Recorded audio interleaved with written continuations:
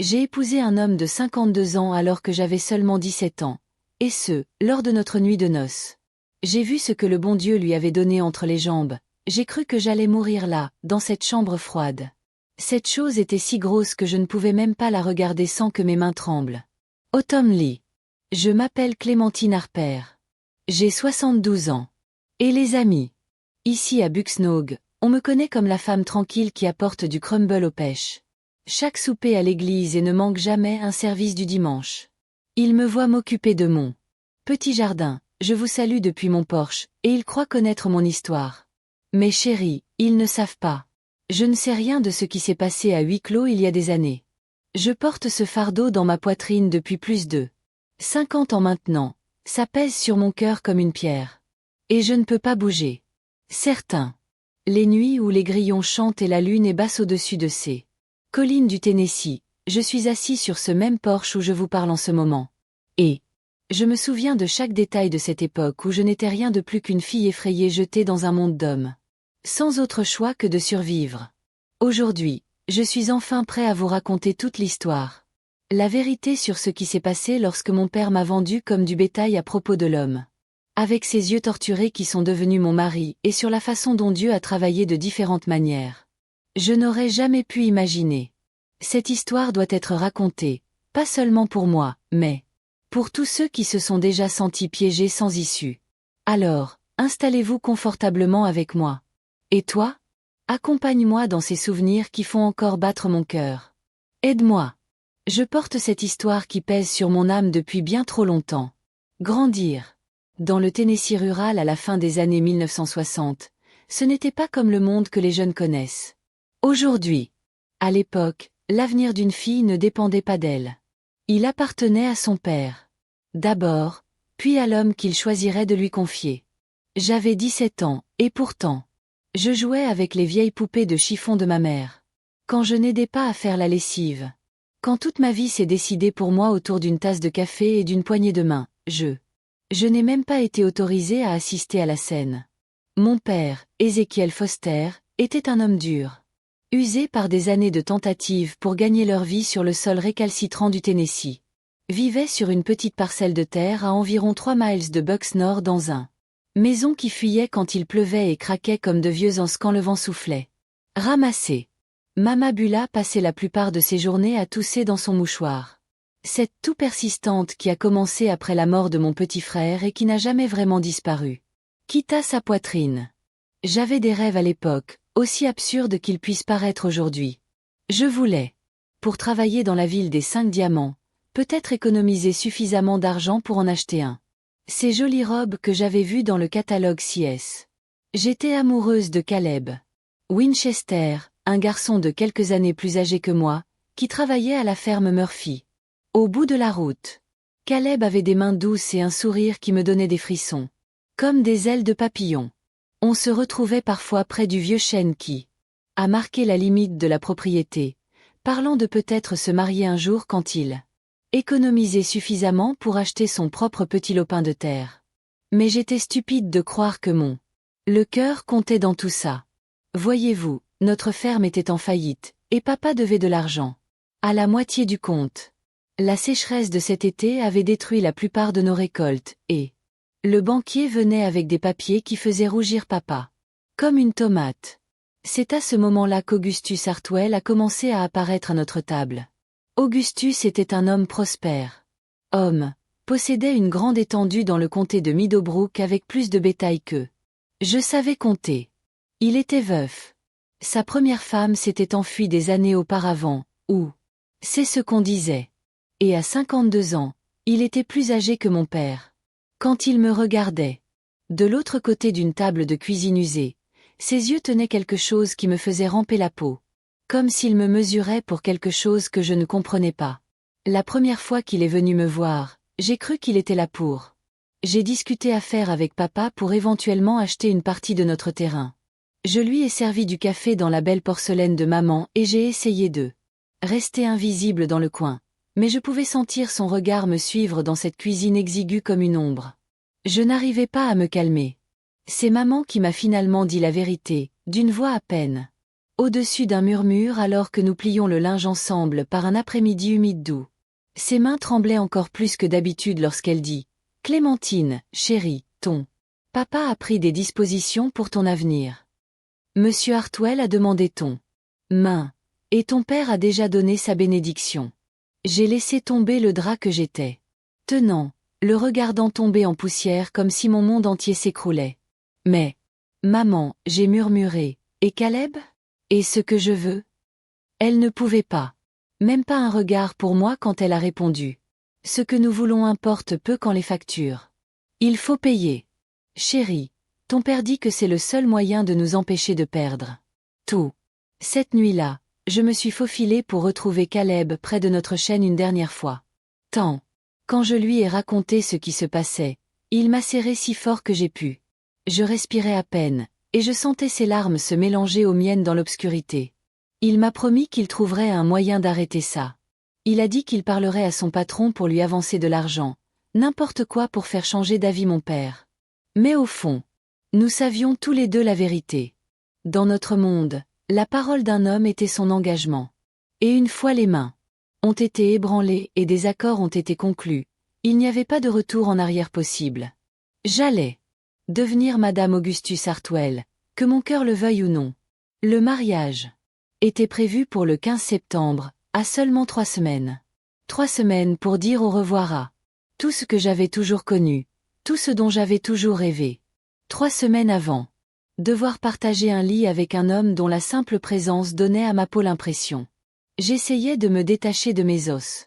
Et c'est alors que, assis dans cette cuisine, avec les papiers d'acceptation étalés sur la table comme une condamnation à mort que j'ai réalisé que mon enfance était terminée. Je n'étais plus Clémentine Foster. J'étais sur le point. Devenir une propriété transmise d'un homme à un autre comme un meuble ou une vache laitière. Ce que j'ignorais alors, ce que je n'aurais jamais pu imaginer, c'était que ma nuit de noces ne serait que le début d'une histoire si étrange et terrible que même maintenant, toutes ces années plus tard, je me demande parfois si tout cela n'était qu'un cauchemar dont je ne me suis jamais réveillée. Et c'est moi qui ai tout commencé à s'effondrer morceau par morceau commun. Une maison construite sur le sable, enfin inondée. 3 semaines avant mon mariage. Rampait comme de la mélasse en janvier. Chaque matin je me réveillais en espérant que c'était. Tout cela n'était qu'un mauvais rêve. Mais Augustus Hartwell était là, à notre porte régulière comme une horloge, apportant des cadeaux que je n'ai jamais demandés et parlant à papa, par exemple, m'a dit que je n'étais même pas dans la pièce. Il m'apportait des rubans pour mon cheveux, toujours dans des couleurs que je n'aimais pas, et parfois un bonbon dur qui avait un goût de menthe poivrée et de fausses promesses. La façon dont il me regardait manger bonbon, ses yeux bleu pâle ne quittant jamais ma bouche, me faisait tourner l'estomac. Il y avait quelque chose de affamé dans son regard, quelque chose qui me rappelait la façon dont notre vieux tomate surveillait les oisillons. Avant de bondir, Auguste n'était pas un homme laid. Je lui accorde ça. Il était grand et large d'épaules. Des fils argentés dans ses cheveux noirs et ses mains qui semblaient n'avoir jamais connu une seule journée de travail honnête. Les gens disaient qu'il dirigeait l'une des exploitations d'élevage de bétail les plus prospères dans 3 comtés. Ses vêtements étaient toujours propres et pressés, et il sentait le savon cher et quelque chose d'autre que je ne pouvais pas placer, quelque chose de pointué, médicinal qui m'a fait penser au cabinet du médecin. Mais c'est sa voix qui m'a le plus perturbé. Il parlait vrai, doux et prudent, comme s'il manipulait quelque chose de fragile. Mais sous cette douceur se cachait autre chose. Quelque chose. Ça me faisait dresser les cheveux sur les bras quand il prononçait mon nom, Clémentine. Chérie, on aurait dit qu'il le goûtait, qu'il le faisait rouler dans sa bouche comme il le possédait déjà. Le plus étrange, c'était qu'il s'arrêtait parfois de parler au milieu d'une phrase et regarde dans le vide. Son visage devient vide, comme quelqu'un avait soufflé une bougie derrière son œil. Puis il secouait la tête. Vite et revenir à notre sujet de discussion. Mais ces moments m'ont laissé. J'avais l'impression d'avoir aperçu quelque chose que je n'étais pas censé voir. Un après-midi, environ une semaine avant le mariage, Augustus a demandé à papa s'il pouvait m'emmener faire une promenade dans notre propriété. Papa. D'accord. Bien sûr, il aurait accepté si Augustus avait demandé à m'emmener sur la Lune. Nous avons marché en silence pendant un moment, mes pieds crissant à travers les tiges de maïs séchées, jusqu'à ce que nous atteignions la clôture, là où notre terrain rejoignait la ferme Murphy. C'est alors qu'Augustus s'arrêta et se tourna vers moi. Avec ses yeux pâles. « Clémentine, dit-il, et sa voix était différente. D'une certaine manière, plus doux, mais plus intense. Je veux que tu saches que je comprends ça. Cet arrangement n'était peut-être pas celui que vous auriez choisi. » J'ai été très surpris de l'entendre l'admettre. En fait, j'ai levé les yeux vers son visage au lieu de garder les yeux fixés sur le sol comme maman me l'avait appris. Il y avait quelque chose de presque vulnérable dans son expression, comme s'il essayait de me dire quelque chose. Important, mais il ne savait pas comment. « Mais je veux que tu saches, continua-t-il en tendant la main. Il est venu toucher ma joue avec des doigts étonnamment doux. Que je prends soin de toi. Tu ne manqueras de rien en tant qu'épouse. Tu auras une belle maison, de jolies robes, tout ce que tu veux. Ce que ton cœur désire. Ce que je voulais dire, c'est que mon cœur désirait Caleb Winchester et une vie que je pouvais choisir. Pour moi. Mais au lieu de ça, j'ai simplement hoché la tête et murmuré, « Oui, monsieur. » C'est alors que il a fait quelque chose qui m'a glacé le sang. Il a souri. Il a vraiment souri pour le. C'était la première fois depuis que je le connaissais. Et pendant une seconde, son visage s'est transformé. Mais ce n'était pas un sourire bienveillant. Ou un sourire heureux. C'était le sourire d'un homme qui venait de gagner quelque chose qu'il avait. Je le voulais depuis très longtemps. Il y a juste une chose que je veux que tu comprennes. Clémentine, dit-il, ses doigts touchant toujours mon visage. Une fois, tu seras ma femme. Tu m'appartiens entièrement. Ni à tes parents, ni à quiconque pourrait. Je t'ai rempli la tête de bêtises. Juste pour moi, tu comprends? J'ai hoché la tête à nouveau. Mais quelque chose dans sa façon de dire « appartenir » m'a glacé le sang. C'était comme s'il ne parlait pas du tout de mariage, mais de propriété, purement et simplement. Alors que nous retournions à la maison, Auguste semblait se détendre, fredonnant même un petit air sous sa souffle. Mais j'ai remarqué quelque chose qui a fait picoter ma peau. Quand nous sommes passés devant la ferme Murphy, il a tourné la tête pour regarder à travers leurs champs avec une expression que je ne pouvais pas tout à fait comprendre. Ce n'est que plus tard que j'ai réalisé ce que j'avais vu sur son visage. C'était une reconnaissance, comme s'il savait quelque chose sur cet endroit, sur les gens qui vivaient là, qu'il n'avait partagé avec personne. Cette nuit-là, alors que j'étais allongé dans mon lit étroit, écoutant la toux de maman résonner à travers les murs minces, j'ai essayé. Pour me convaincre que peut-être le mariage avec Auguste ne serait pas si terrible. Peut-être qu'il prendrait vraiment soin de moi comme il l'avait promis. Peut-être que je pourrais apprendre à me contenter de jolies robes et d'un grand maison. Même si mon cœur appartenait ailleurs. Mais au fond de moi. Un endroit où ton âme murmure des vérités que tu ne veux pas entendre. Je savais qu'Augustus Hartwell cachait quelque chose. Sombre derrière ses mots prudents et ses faux sourires. Je n'avais aucune idée de comment. Sombre ou à quel point toute cette affaire est allée plus loin qu'un simple arrangement commercial. Entre deux hommes. Je ne savais pas qu'avant la fin de la semaine, je découvrirais la véritable raison pour laquelle Augustus Hartwell voulait de m'épouser, et cela n'avait rien à voir avec la solitude ou même le désir. Cela avait tout à voir avec un secret qu'il portait depuis 20 ans et une dette qu'il. Je pensais que m'épouser pourrait enfin l'aider à payer. Je ne savais pas que mon mariage, la nuit allait devenir le cadet de mes soucis. La veille de mon mariage, je n'arrivais pas à dormir. Je n'arrêtais pas de penser à ce regard étrange qu'Auguste avait lancé. J'étais à la ferme Murphy, et quelque chose me rongeait comme une écharde, je n'arrivais pas à la déterrer. Vers minuit, quand la maison fut silencieux, à part les ronflements de papa et la toux occasionnelle de maman, je me suis échappée du lit et me suis glissée jusqu'à la fenêtre de la cuisine qui donnait sur la ville. C'est alors que j'ai vu quelque chose qui a tout changé. Une silhouette remontait notre chemin de terre au clair de lune, et même au loin, je savais que c'était Caleb Winchester. Mon cœur bondit comme un lapin, pensant qu'il avait peut-être trouvé un moyen d'arrêter ce mariage après tout. Mais à mesure qu'il s'approchait, je voyais que quelque chose n'allait pas. Il avait tort. Il marchait bizarrement, trébuchant un peu. Et quand il atteignit enfin sur notre porche, j'ai vu du sang sur sa chemise. J'ai ouvert la porte d'entrée très doucement. Je suis sortie en chemise de nuit. Caleb m'a regardé avec des yeux qui était sauvage et effrayé, et je pouvais voir une vilaine coupure au-dessus de son sourcil gauche.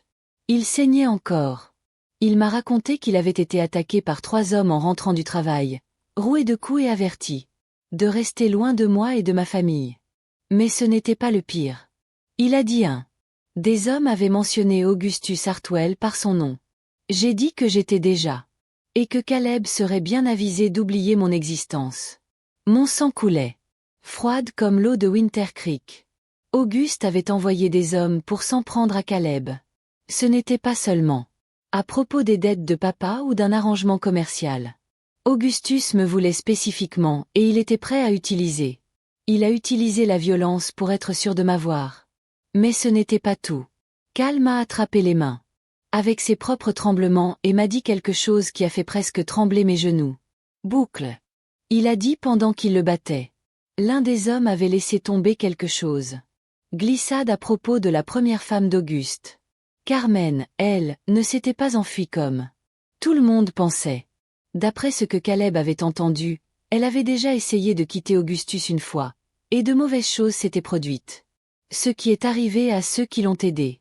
À la façon dont la voix de Caleb tremblait quand il m'a raconté ça, j'ai compris qu'il avait peur, pas seulement pour lui-même, mais pour moi. Il m'a supplié de m'enfuir avec lui cette nuit-là.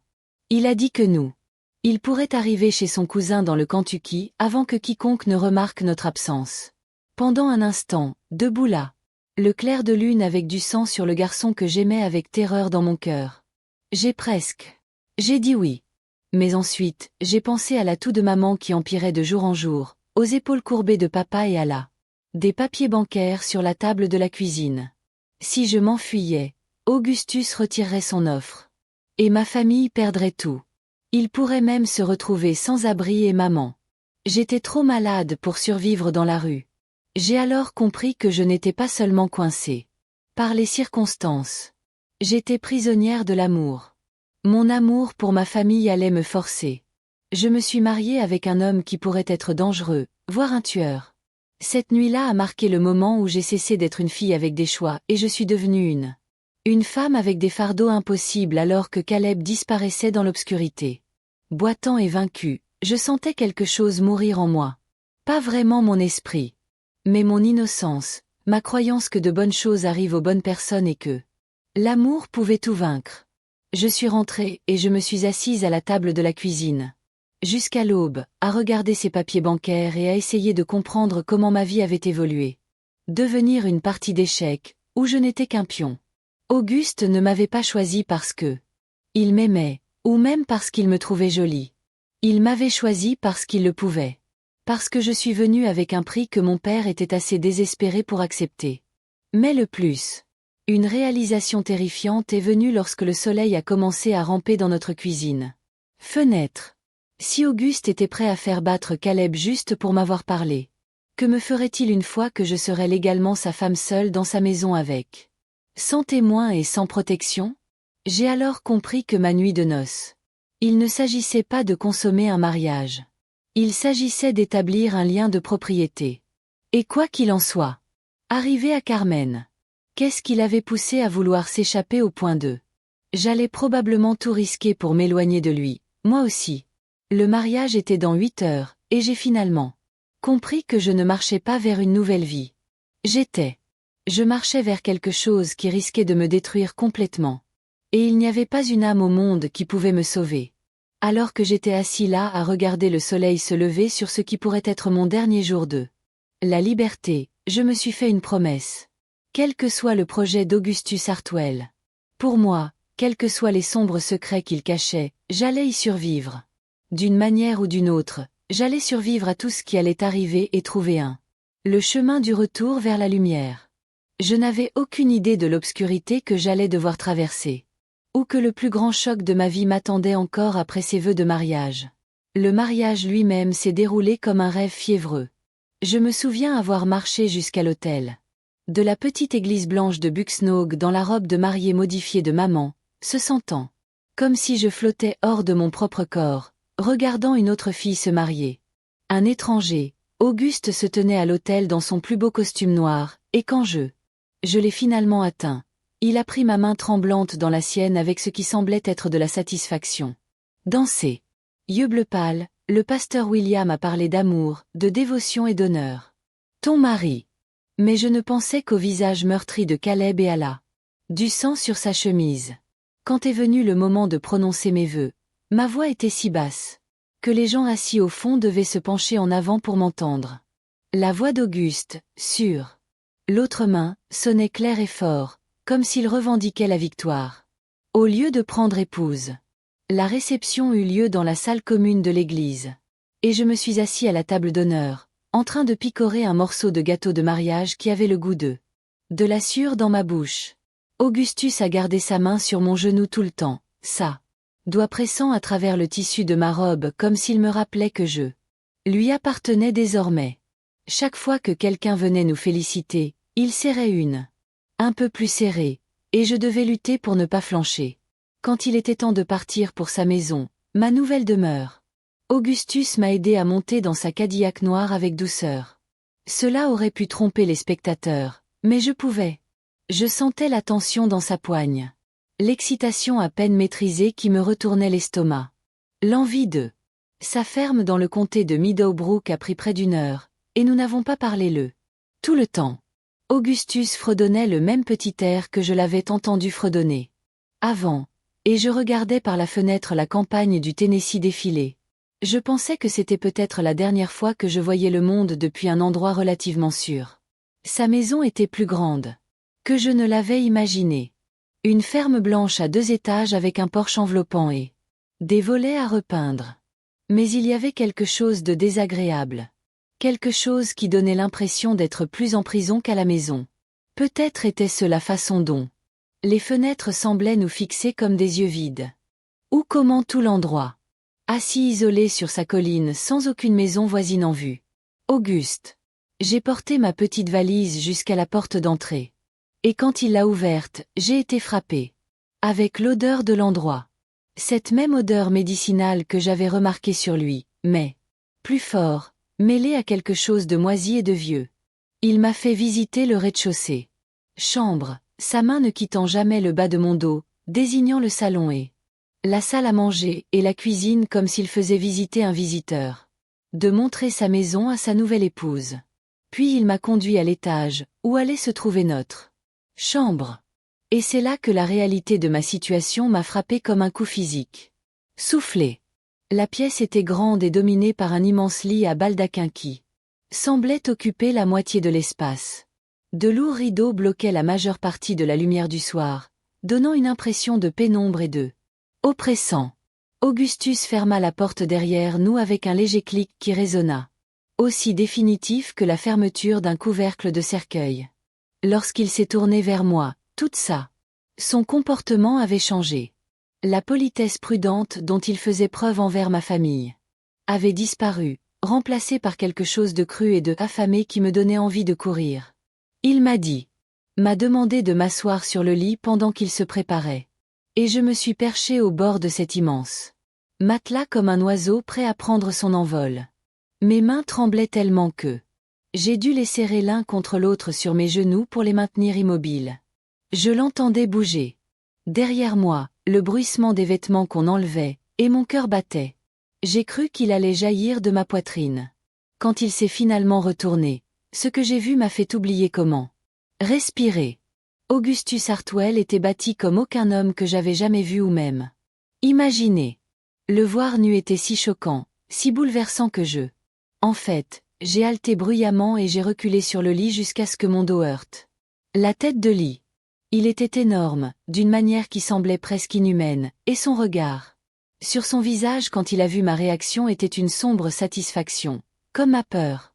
C'était exactement ce qu'il espérait. Mais ce n'était pas seulement sa présence physique. Ça m'a terrifié. C'était sa façon de me regarder comme si j'étais quelque chose il attendait depuis très longtemps de le posséder. Il s'approcha lentement du lit. Délibérément. Et j'ai réalisé que tout ce que je craignais à ce moment-là était sur le point de se réaliser. Ce qui s'est passé. La douleur qui a suivi a duré ce qui nous a semblé être la nôtre, mais n'a probablement duré que quelques minutes. Contrairement à tout ce que j'avais connu auparavant. Aigu, déchirant et bouleversant. Je me suis mordu la lèvre si fort que j'ai saigné, essayant de ne pas crier, mais certains sons s'est échappé quand même, gémissements et halètements qui semblaient l'encourager plutôt que susciter de la sympathie. Auguste semblait prendre un plaisir particulier à détresse, me murmurant des choses à l'oreille qui me rendaient malade et honteux. Il m'a dit que c'était pour cela que j'étais faite, pour cela que je lui appartenais, et que je ferais mieux de m'y habituer, parce que ma vie allait être finie. Quand ce fut enfin terminé, je restai allongée là, me sentant comme quelque chose en moi était brisé au-delà de toute réparation. Augustus s'éloigna de moi et je me suis endormie en quelques minutes, ronflant doucement comme ce qui venait de se passer. Ce qui s'est passé était la chose la plus naturelle au monde. Je suis restée éveillée toute la nuit. Je fixais le plafond et essayais de comprendre comment j'allais survivre à ça. Chaque partie de mon corps me faisait mal. Mais la pire douleur était dans mon cœur. La compréhension que ce n'était que le début. Ma vie allait être ainsi. Maintenant. Nuit après nuit avec un homme qui ne me voyait que comme une simple propriété. Être utilisé comme il le voulait. Mais lorsque la première lumière grise de l'aube commença à percer ses lourds rideaux, je me suis fait une nouvelle promesse. J'allais trouver un moyen de supporter ça, de survivre. Quoi qu'Augustus Hartwell ait prévu de me faire. Je n'allais pas le laisser s'effondrer. Complètement moi. Peu importe ses efforts. Ce que j'ignorais, c'est que le pire était encore à venir et qu'à la fin de la semaine, je découvrirais quelque chose à propos de mon nouveau mari qui bouleverserait tout ce que j'avais déjà vécu. Comme une douce introduction à l'horreur. Ma première semaine de mariage m'a appris des choses sur la peur que j'ignorais. Existait. Augustus avait une routine, et j'ai vite appris que la perturber. De toute façon, cela avait des conséquences auxquelles je n'étais pas préparée. Il se réveillerait avant l'aube. S'habiller en silence et s'attendre à ce que son petit déjeuner soit sur la table au moment où Je suis descendu. Café noir comme la nuit, œufs au plat, bacon croustillant, mais pas brûlé. Si quoi que ce soit n'allait pas, son humeur s'assombrissait comme une tempête. Les nuages s'amoncelaient. Mais ce n'était pas seulement ses exigences perfectionnistes qui m'épuisaient. C'était sa façon de me regarder. Comme s'il m'observait constamment. Il s'asseyait dans son fauteuil après le dîner, un journal à la main, des yeux qui suivaient chacun de mes mouvements pendant que je nettoyais la cuisine.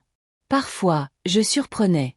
Lui me regardant avec cette expression étrange, presque confuse, comme s'il était voir quelqu'un d'autre. La maison elle-même me semblait étrange, d'une manière que je ne pouvais pas imaginer. Non calme. C'était trop calme pendant la journée quand Auguste était sorti vérifier son bétail. Mais c'était le genre de silence qui vous donnait l'impression de ne pas être seul, comme si quelque chose écoutait. Les coins.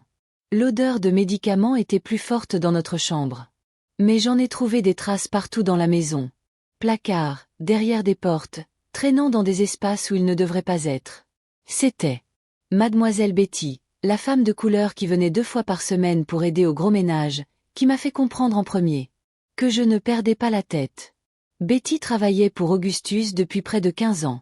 Des années, depuis avant que sa première femme, Carmen, ne parte, et elle savait des choses sur cette maison que personne d'autre ne savait. Betty était une petite femme fatiguée aux cheveux grisonnants, toujours tirés en arrière. Chignon serré et un regard qui ne manquait de rien. Elle se déplaçait dans la maison comme quelqu'un qui a appris à être invisible, parlant seulement quand on lui parlait, mais je pouvais sentir. Elle me regardait avec un mélange de pitié et d'autre chose. De la reconnaissance, peut-être. C'est au cours de ma 2e semaine dans cette maison que Betty a finalement rompu son silence. Augustus était parti en ville pour fourniture, et j'étais dans la cuisine en train d'essayer de nettoyer une tache sur une de ses chemises. Quand Betty est apparue à côté. Avec une tasse de café que je n'avais pas demandée, elle l'a posée sur le comptoir et elle resta là un instant. Comme si elle se décidait à propos de quelque chose d'important. Puis elle regarda droit dans les yeux. Moi pour la première fois depuis mon arrivée, et j'ai parlé d'une voix à peine supérieure à murmure. Elle m'a dit que Carmen avait les mêmes bleus que moi. Robe en peau à manches longues et col montant. Elle a dit que Carmen était jeune aussi lorsqu'elle a épousé Augustus, peut-être à 19 ans. Ou 20. Et qu'au début elle essayait de tirer le meilleur parti des choses justes. Comme je le faisais. Mais Betty a dit quelque chose qui m'a glacé le sang. Elle m'a dit que Carmen n'avait pas. Elle avait été la seule épouse d'Auguste.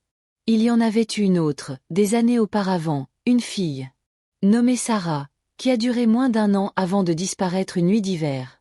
Les gens pensaient qu'elle s'était enfuie, mais Betty avait des soupçons. La façon dont Betty. Ses mains tremblaient quand elle m'a dit ça. J'ai compris qu'elle risquait quelque chose en me parlant. Elle m'a expliqué que Auguste avait une façon particulière de s'attacher aux jeunes épouses. Mais cet attachement, ce n'était pas de l'amour. C'était de la possession, pure et simple. Et quand cette possession était menacée, ou lorsque les épouses essayaient d'affirmer leur indépendance, les choses ont dégénéré. Dangereux et rapide. Betty m'a conseillé de faire attention à ne pas mentionner ma famille ou mon ancienne vie parce qu'Auguste n'aimait pas qu'on lui rappelle que ces femmes avaient existé. Devant lui. Elle a dit que Carmen avait fait cette erreur en parlant de sa sœur. Memphis qui n'arrêtait pas d'écrire des lettres et c'est là que les choses ont vraiment commencé. En descente. Mais la chose la plus effrayante que Betty m'a racontée concernait sous-sol. Elle a dit qu'Augustus le gardait fermé à clé en permanence et que parfois, la nuit, elle entendait des bruits venant d'en bas. Pas des cris d'animaux, mais quelque chose d'autre, quelque chose qui lui donnait la chair de poule. Elle lui en avait parlé. Il y a des années. Et il était devenu tellement en colère qu'elle n'en avait plus jamais reparlé. Betty rassemblait ses produits de nettoyage pour partir ce jour-là. Elle a mis quelque chose dans ma main, un petit objet en laiton. Une clé chaude, serrée dans sa main. Elle m'a dit que c'était une clé de secours. Clé de la porte arrière, et que si jamais j'avais besoin de sortir rapidement de la maison, je devrais savoir où le trouver. Elle l'avait caché sous la planche détachée des marches du porche arrière, le troisième à partir du haut. Après le départ de Betty, je me suis assis dans cette grande cuisine vide, tenant cette clé et j'essayais de comprendre ce qu'elle avait dit. S'il y avait eu d'autres épouses, disparues plutôt que de m'enfuir. Ce n'était pas seulement un mari violent. C'était quelque chose bien plus sinistre. Cette nuit-là, Auguste rentra de la ville dans un état particulièrement bonne humeur, sifflant le même air et m'apportant un sachet de bâtons de menthe poivrée. Du magasin général. Mais au lieu de me sentir reconnaissante pour leur petite gentillesse, je me suis retrouvée à étudier son visage, à la recherche des signes de l'obscurité dont Betty m'avait prévenu. C'était alors. Il lisait son journal après le dîner lorsque j'ai remarqué quelque chose qui m'avait échappé. Il y avait un trousseau de clés qui pendait de sa ceinture, et l'un d'eux était différent des autres, plus ancien, plus orné, comme s'il appartenait à quelque chose important. Quand je lui ai posé la question, en essayant de paraître désinvolte, tout son corps, il s'est figé. Il m'a dit que c'était la clé de son bureau dans la grange, où il gardait ses papiers importants, et que je ne devais jamais m'approcher de cet endroit. Sa façon de dire cela n'était ni une demande ni même une ordre. C'était une menace prononcée de cette voix douce et prudente que j'étais. Apprendre à avoir peur plus que de crier. Mais j'avais vu assez de peur dans ses yeux quand il lui a demandé s'il y avait une clé pour savoir que ce qu'il cachait n'était pas que de la paperasse. Quelque chose était enfermé dans ce bureau dans la grange. Quelque chose qu'il tenait absolument à garder secret. Et j'avais le terrible pressentiment que cela avait à voir avec ces d'autres épouses dont Betty avait parlé. Alors que j'étais au lit ce soir-là, écoutant la respiration régulière d'Auguste à côté de moi, j'ai réalisé que je n'étais pas seulement pris au piège dans une mauvaise mariage, j'étais prise au piège de quelque chose de bien pire. Et si je voulais survivre assez longtemps pour revoir ma famille, j'allais devoir être plus intelligent et plus prudent que jamais.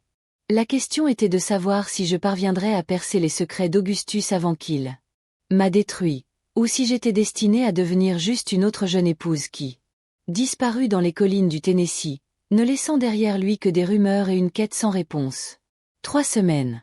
Dans mon mariage, j'ai découvert quelque chose qui m'a fait remettre en question tout ce que je pensais savoir sur ma situation. A commencer avec une lettre qui est arrivée un mardi matin alors qu'Auguste était absent, réparant les clôtures du pâturage lointain. Le facteur, le vieux monsieur Henderson, le lui remit. Moi avec un regard curieux, me demandant probablement pourquoi quelqu'un écrirait à Madame Augustus Hartwell sitôt après le mariage. L'enveloppe était adressée avec une écriture soignée, et quand je l'ai ouverte, mes mains ont commencé à trembler si fort que j'ai failli le laisser tomber. Il venait de Carmen, la première femme d'Auguste, qui était censée Avoir fugué il y a des années. Mais elle n'écrivait pas depuis une ville lointaine. Où elle s'était échappée pour commencer une nouvelle vie. Elle écrivait depuis l'hôpital général Mercy de Nashville. Et les mots sûrs. Cette page a bouleversé mon monde. Carmen m'a expliqué qu'elle avait été internée dans l'hôpital psychiatrique depuis 12 ans, commis par Auguste.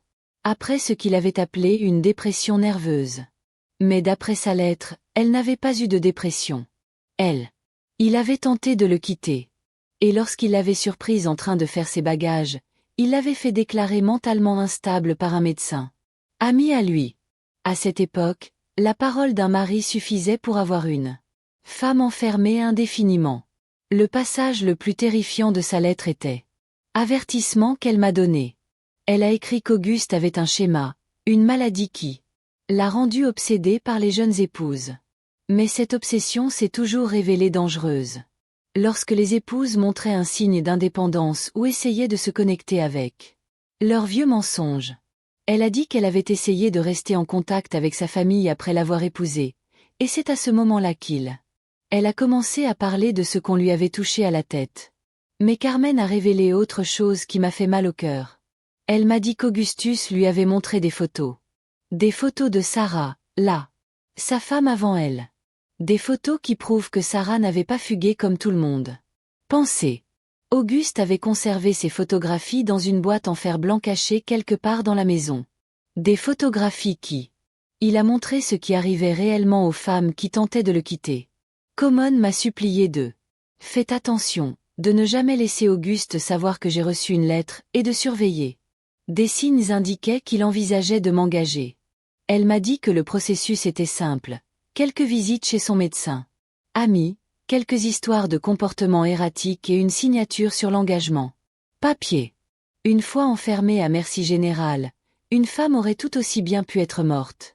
Au monde extérieur. J'ai brûlé cette lettre dans le poêle de la cuisine, mais ces mots résonnèrent dans ma tête pendant des jours.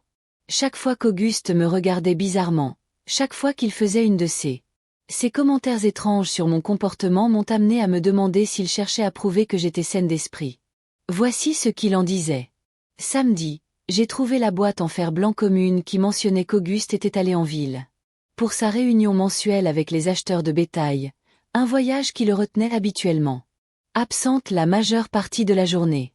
J'étais en train de ranger notre chambre quand j'ai remarqué que l'une des planches près de la fenêtre craquait différemment des autres. En l'examinant de plus près, j'ai réalisé qu'elle était mal fixée. En soulevant la planche, j'ai découvert un petit espace en dessous. Juste assez grand pour une boîte en fer blanc de la taille d'un contenant à cigares.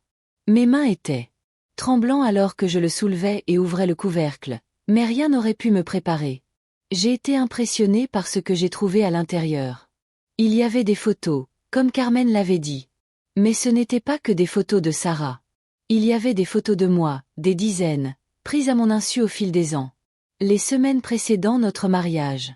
Des photos de moi en train d'étendre le linge chez mes parents, marchant vers l'église, assise sous le chêne où je rencontrais Caleb. Auguste m'observait depuis longtemps. Plus longtemps que je ne l'avais imaginé, m'étudiant comme une sorte de spécimen.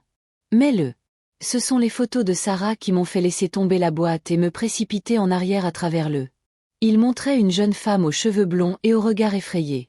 Mais elle ne posait pas pour ces photos.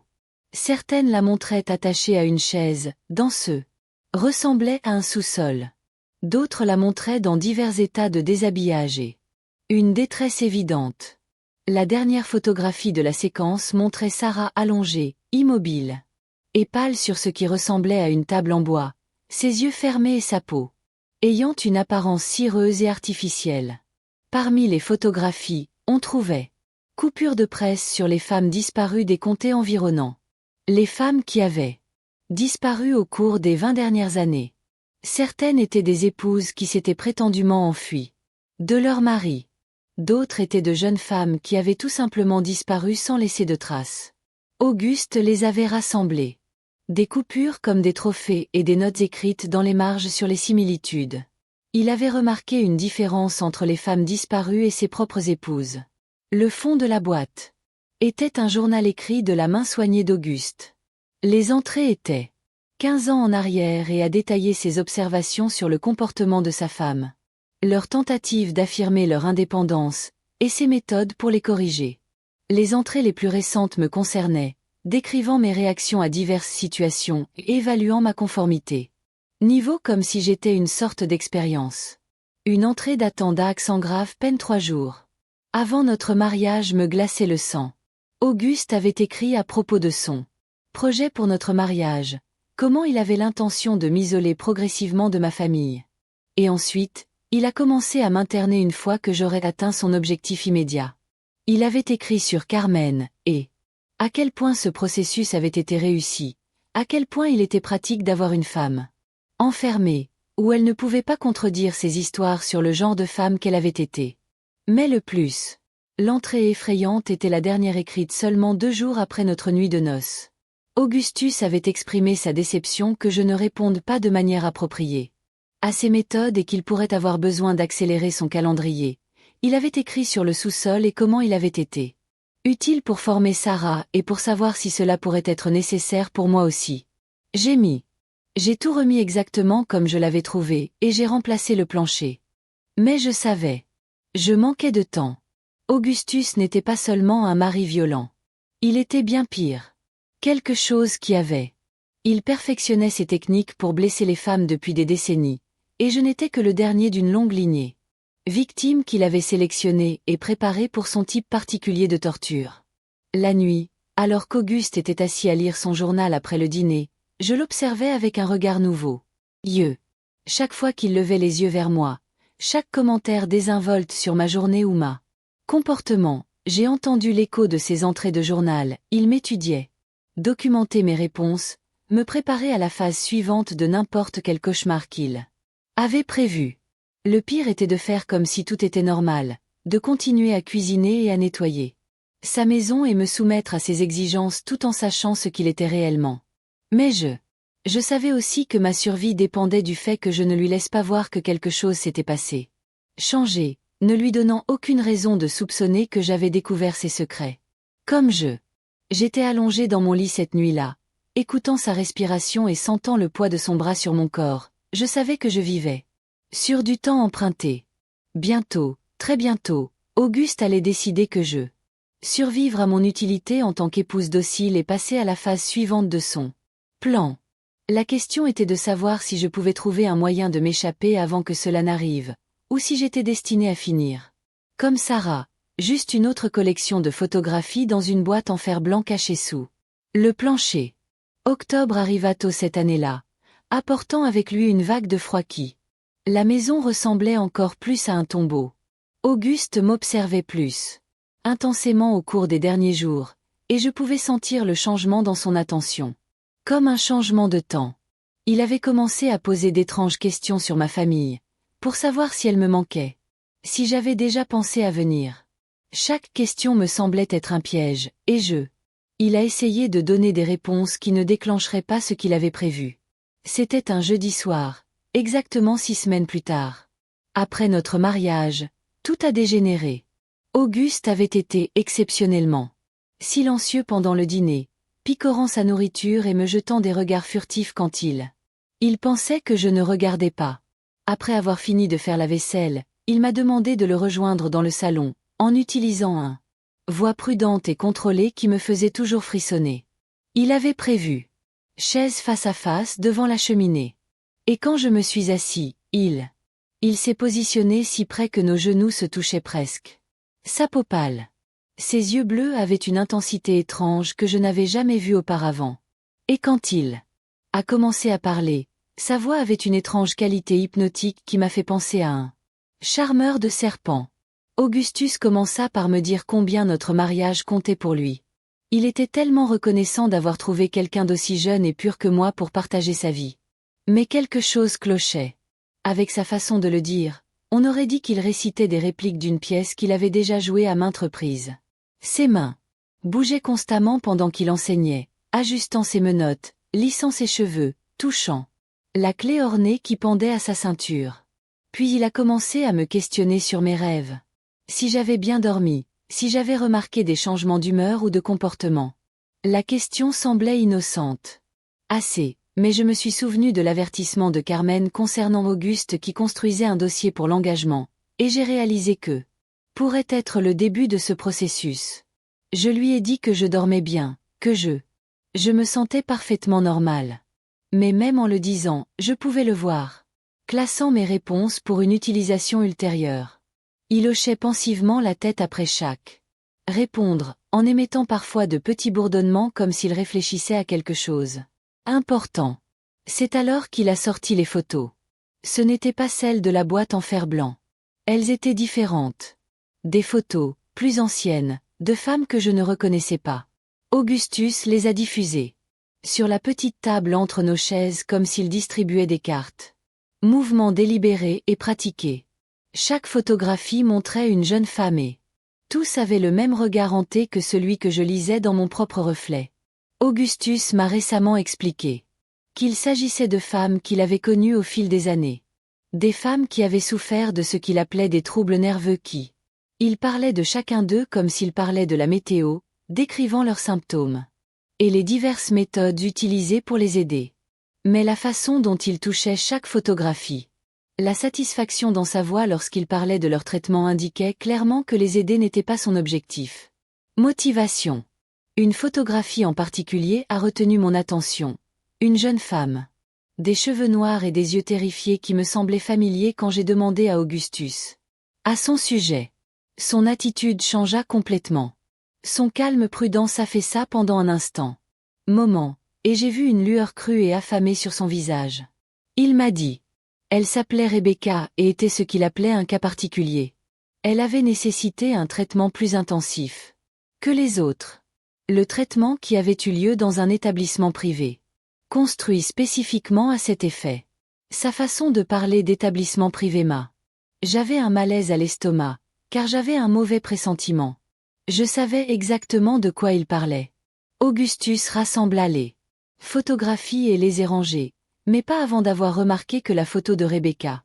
Elle est entrée dans une pile différente des autres. Quand je lui ai demandé ce qui rendait son cas si spécial, il a souri d'une manière qui. J'ai fait en sorte que chaque instinct que j'avais crié au danger, il m'a expliqué que Rebecca avait particulièrement résistante aux traitements conventionnels. Qu'elle avait eu besoin de ce qu'il appelait des soins environnementaux. Thérapie dans un cadre contrôlé. Il avait dû concevoir un hébergement spécial pour elle. Il lui avait dit qu'elle pourrait être quelque part, correctement supervisée et traitée sans les distractions du monde extérieur.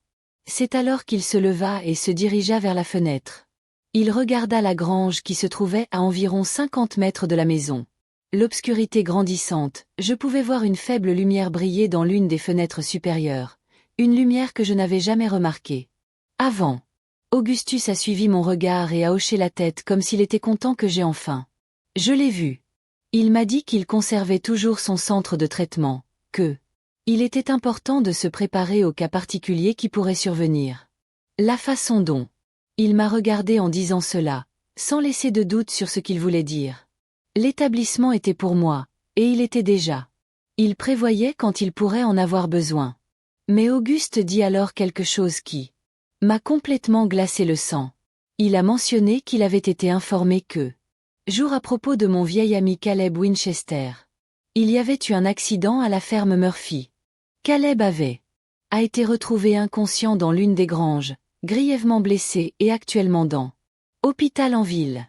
Les médecins n'étaient pas certains de sa guérison, a déclaré Augusta. Mais c'était vraiment dommage pour des jeunes gens qui ne savaient pas se mêler de leurs affaires. La façon dont il annonçait la nouvelle, avec cette même voix prudente et contrôlée qu'il avait utilisée pour discuter des photographies, a clairement indiqué que l'accident de Caleb n'avait rien d'accidentel. Auguste était fatigué d'attendre que j'oublie mon ancienne vie, alors il a décidé de éliminer les parties qui avaient encore du sens pour moi. Alors que nous étions assis là, la lumière vacillante du feu, Augustus me regardant absorber les nouvelles concernant Caleb, j'ai réalisé que tout s'accélérait bien plus vite que prévu.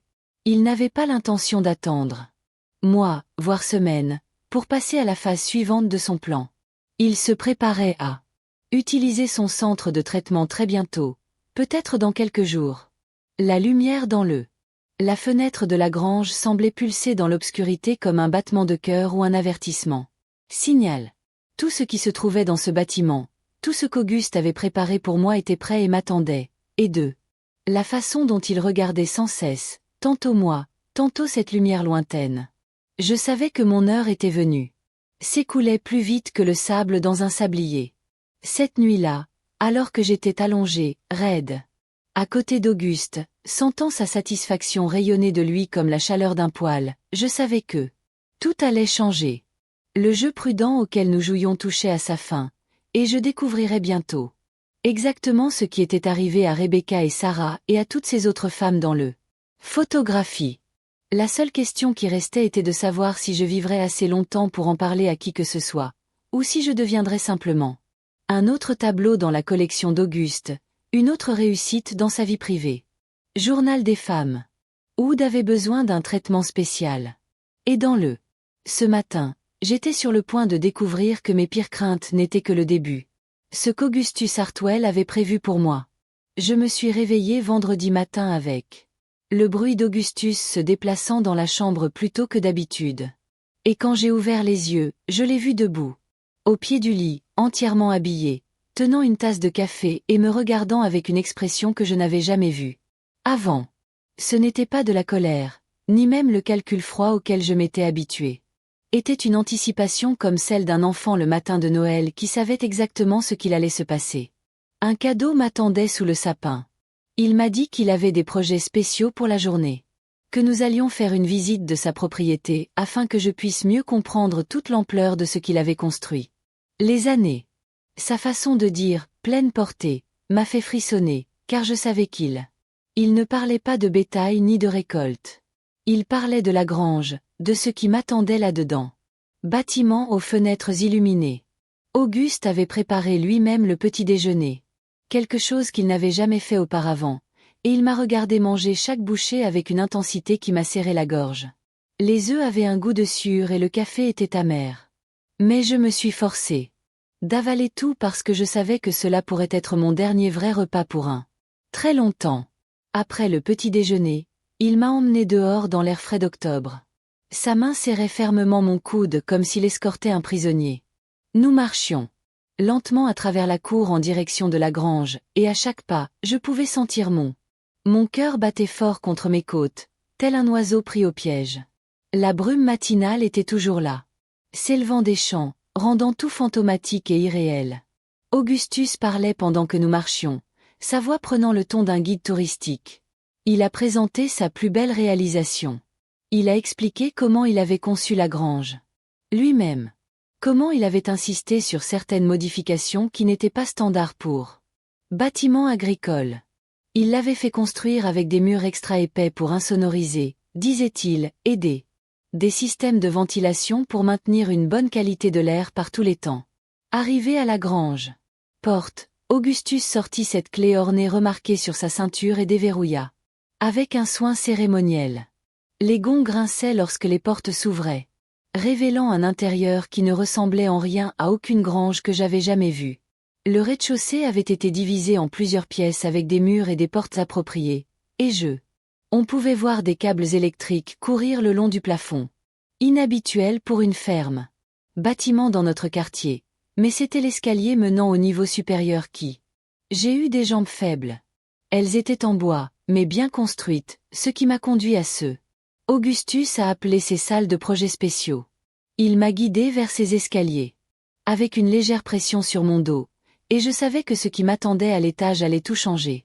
Le niveau supérieur avait été transformé en ce qui ressemblait à une combinaison d'établissement médical et prison.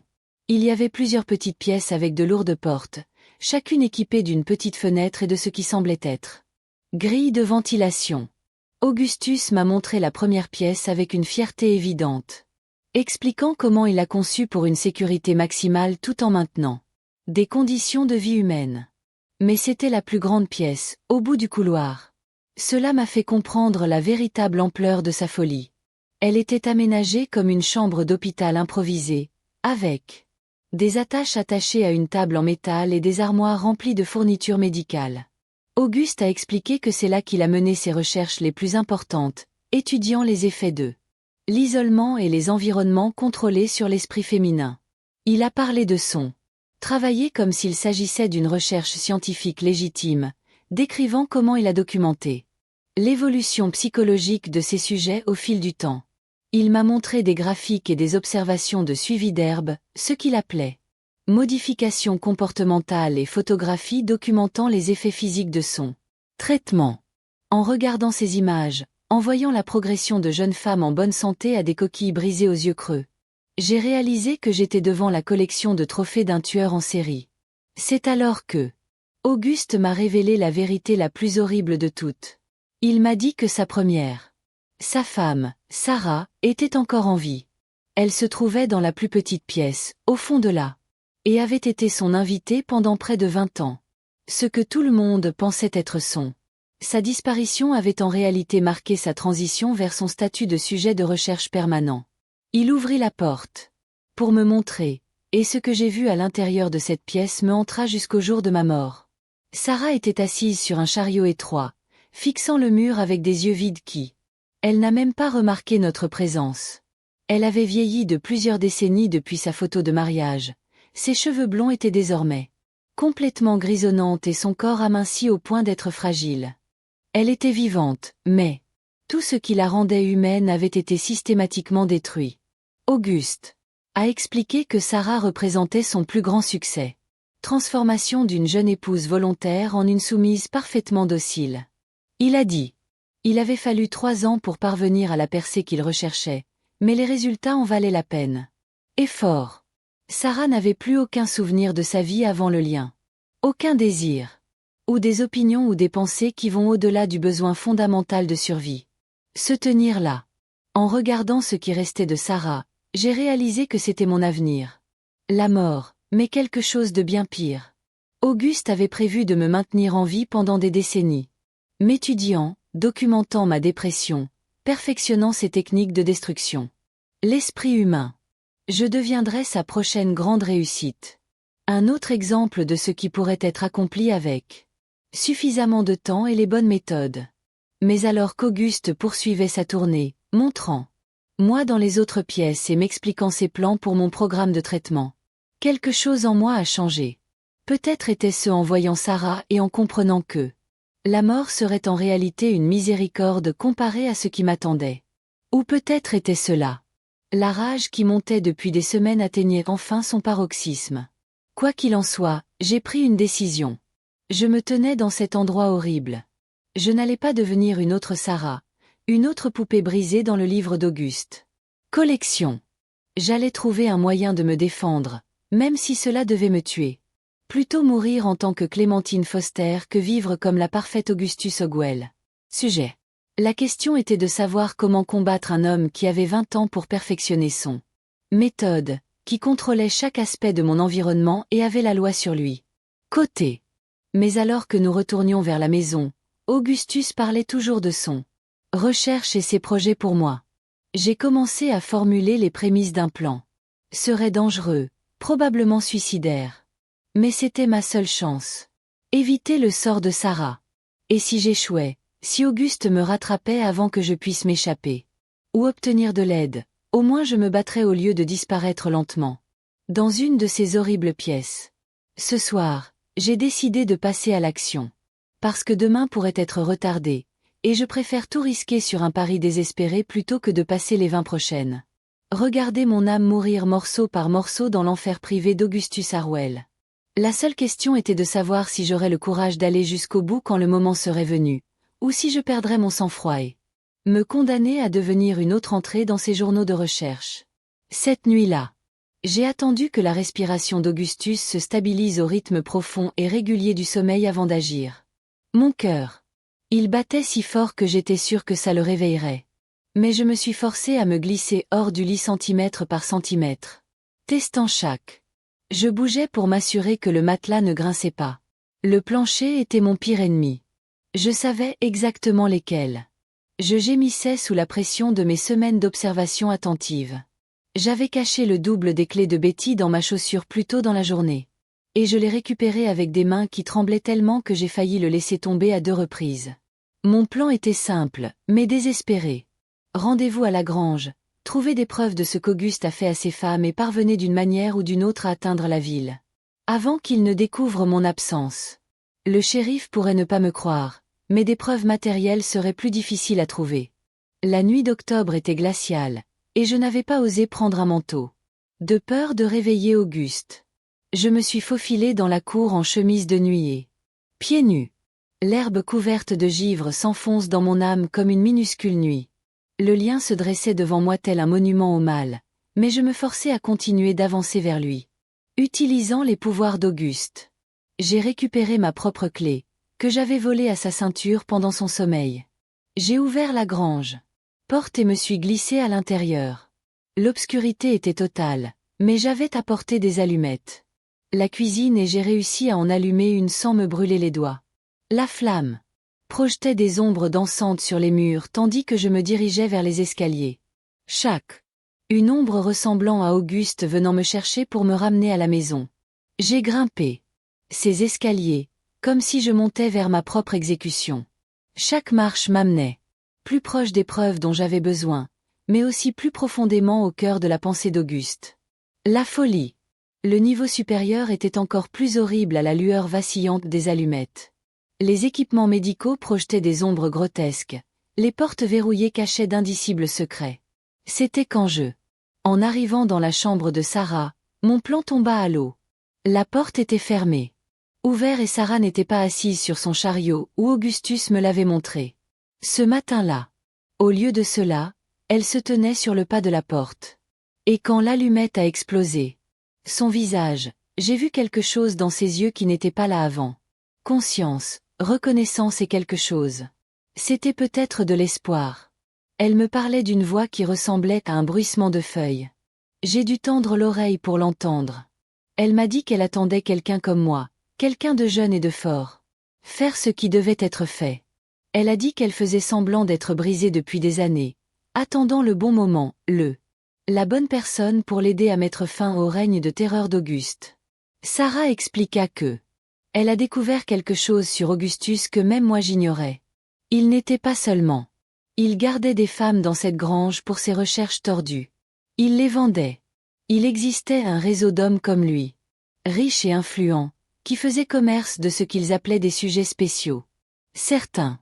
Les femmes sur les photographies n'étaient pas seulement victimes des expériences d'Auguste. C'étaient des marchandises, vendues à d'autres collectionneurs.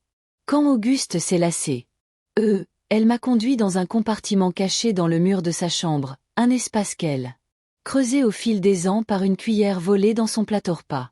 À l'intérieur se trouvaient documents, lettres et photographies prouvant qu'Auguste faisait partie de quelque chose. Beaucoup plus grand et mieux organisé que je ne l'avais imaginé. Il y avait des registres d'expédition, reçus de paiement et des correspondants avec des hommes dans d'autres États qui partageaient son intérêt particulier. Mais la preuve la plus accablante était un grand livre qui détaille chaque femme qui a traversé ce lien au cours des 20 dernières années.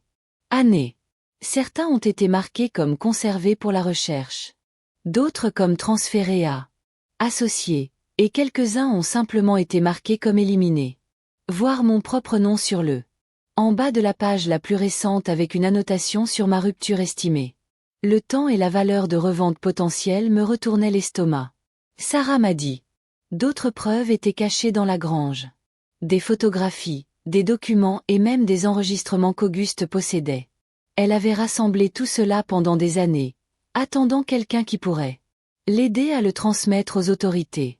Mais elle m'a aussi prévenu qu'Augustus avait des alliés en ville, des hommes qui étaient au courant de ses affaires, activités et la protéger en échange de certaines contreparties.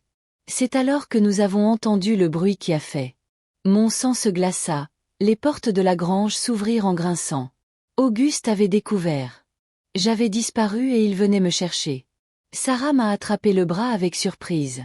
Force et m'a tiré vers l'arrière de la grange, où elle m'a montré une fenêtre qui pouvait être ouverte depuis à l'intérieur. Elle avait planifié sa propre évasion pendant des années, mais elle n'avait jamais eu le courage de franchir le pas. Maintenant, avec ma rivale, elle la voyait enfin. Mais alors que nous nous préparions à sortir par la fenêtre, la voix d'Auguste s'éleva depuis le rez-de-chaussée, et ce qu'il a dit nous a tous deux interpellés. Il n'était pas seul. Il y avait d'autres voix, d'autres hommes qui étaient venus l'aider à gérer ce qu'il appelait sa situation familiale. M'a dit que ces voix appartiennent à des hommes qui ont acheté des femmes à Auguste avant, des hommes qui avaient tout autant à perdre si son opération était révélée. Nous étions coincés dans cette grange avec les preuves de décennies de crimes innommables. Mais nous étions aussi entourés par les hommes mêmes qui avaient participé à ces crimes. S'en sortir vivante semblait impossible. Mais Sarah, elle m'a regardé avec des yeux qui avaient retrouvé leur flamme après 20 ans d'obscurité. Elle m'a dit qu'il y en avait un de plus. Chose cachée dans sa chambre, quelque chose qu'elle avait gardé pour ce moment précis. C'était un bidon de kérosène et un boîte d'allumettes. Pas grand-chose, mais suffisamment pour détruire les preuves si on ne pouvait pas s'enfuir avec. Au moins, d'autres femmes pourraient être épargnées. Les pas dans l'escalier se rapprochèrent et la voix d'Auguste appela mon nom. Avec une fausse douceur, Sarah et moi avons fait notre choix. Si nous ne pouvions pas vivre aussi libres femmes, nous pourrions au moins mourir en veillant à ce que personne d'autre ne souffre de cette situation. Mais juste au moment où Sarah alluma la première allumette, quelque chose se produisit qui. Aucun de nous ne s'attendait à quelque chose qui changerait tout et nous donnerait une chance que nous pensions perdue à jamais. Le son des sirènes emplissait l'air nocturne, se rapprochant de seconde en seconde, et la voix confiante d'Auguste s'est soudainement transformée en panique lorsqu'il a réalisé que le monde soigneusement construit était sur le point de s'effondrer autour de lui. Ce ne sont pas les sirènes qui nous ont sauvés cette nuit-là. C'était quelque chose de bien plus inattendu et plus miraculeux que n'importe quel sauvetage que j'aurais pu imaginer. Alors que Sarah tenait cette allumette allumée. Et nous nous sommes préparés à brûler 20 ans de preuves. Avec nous, Auguste, apparu en haut des escaliers avec 2 autres hommes que je ne reconnus pas. Mais au lieu du monstre froid et calculateur. J'avais vécu avec lui pendant des semaines. J'ai vu quelque chose dans son visage qui m'a profondément choqué. Une véritable terreur, et quelque chose de. Cela ressemblait presque à du soulagement. Les hommes qui l'accompagnaient n'étaient pas là pour l'aider à se débarrasser de nous. C'étaient des agents fédéraux, qui traquaient le réseau de traite d'êtres humains depuis plus de 3 ans. Augustus travaillait avec eux. En tant qu'informateur depuis 6 mois. Tout ce que j'ai découvert, chaque élément. Preuve que Sarah avait rassemblé. Augustus avait secrètement documenté et transmis aux autorités. Il s'avéra qu'Augustus Hartwell n'était pas le cerveau de cette opération. Il était sa victime la plus tourmentée, il y a 23 ans. Ces mêmes hommes avaient kidnappé sa plus jeune frère, Antonio, et a forcé Augustus à regarder pendant qu'il le torturait et le tuait. Ils ont alors menacé de faire la même chose à ses parents à moins qu'Auguste n'utilise sa ferme comme façade pour leurs activités. Pendant plus de 2 décennies, il a été pris au piège de son propre cauchemar. Contraint de participer à des horreurs qui ont détruit son âme, morceau par morceau. L'équipement médical, les chambres, et même son traitement. De Sarah. Tout cela n'avait été qu'une performance élaborée destinée à convaincre de vrais criminels qu'il était l'un d'eux. Tout en rassemblant secrètement des preuves pour leur éventuelle poursuite, Sarah elle-même avait été impliquée dans la tromperie pendant ces 10 dernières années. J'ai travaillé avec Augustus pour tout documenter tout en faisant semblant être sa victime brisée. Quand Auguste vit la confusion et l'incrédulité dans mon yeux, il s'effondra complètement à travers des larmes qui semblaient provenir de là. Au plus profond de son être. Il m'a raconté comment il avait essayé de me protéger en épousant. Rapidement avant que le réseau ne puisse me cibler de manière indépendante. Il a découvert. Il m'observait depuis des mois, prévoyant de m'emmener de toute façon. Et sa demande en mariage à mon père avait été une tentative désespérée pour me garder sous sa protection. Mais le plus choquant, la révélation est venue quand Auguste a expliqué pourquoi il avait été si étrange et distant. Pourquoi il avait semblé être différent à plusieurs personnes à la fois. Il m'a dit qu'il avait été s'empoisonnant lentement avec du laudanum pendant des années, essayant de s'engourdir pour à quoi il a été forcé de participer, mais qu'il essayait de réduire la dose depuis notre mariage parce elle voulait être suffisamment lucide pour me protéger comme il se doit. C'est alors que Sarah prit la parole, sa voix plus forte maintenant qu'elle ne l'était. Elle m'a raconté que tout ce que j'avais vu dans notre chambre était différent. Toute la douleur et la peur qu'Auguste m'avait causée avaient été aussi angoissantes pour lui. Comme pour moi. Elle a dit qu'elle l'avait vu vomir. Après notre nuit de noces. Prier, pleurer et implorer le pardon de Dieu pour ce qu'il était contraint de faire à une jeune fille innocente. Les agents ont expliqué qu'ils avaient finalement rassemblé suffisamment de preuves pour arrêter l'ensemble du réseau. Mais qu'ils avaient eu besoin d'Auguste pour maintenir sa couverture jusqu'à ce que, au tout dernier moment, ma tentative d'évasion cette nuit-là avait en fait déclenché le raid. Auguste leur avait signalé. Lorsqu'il a découvert ma disparition, il savait que l'opération était sur le point d'être révélée de toute façon.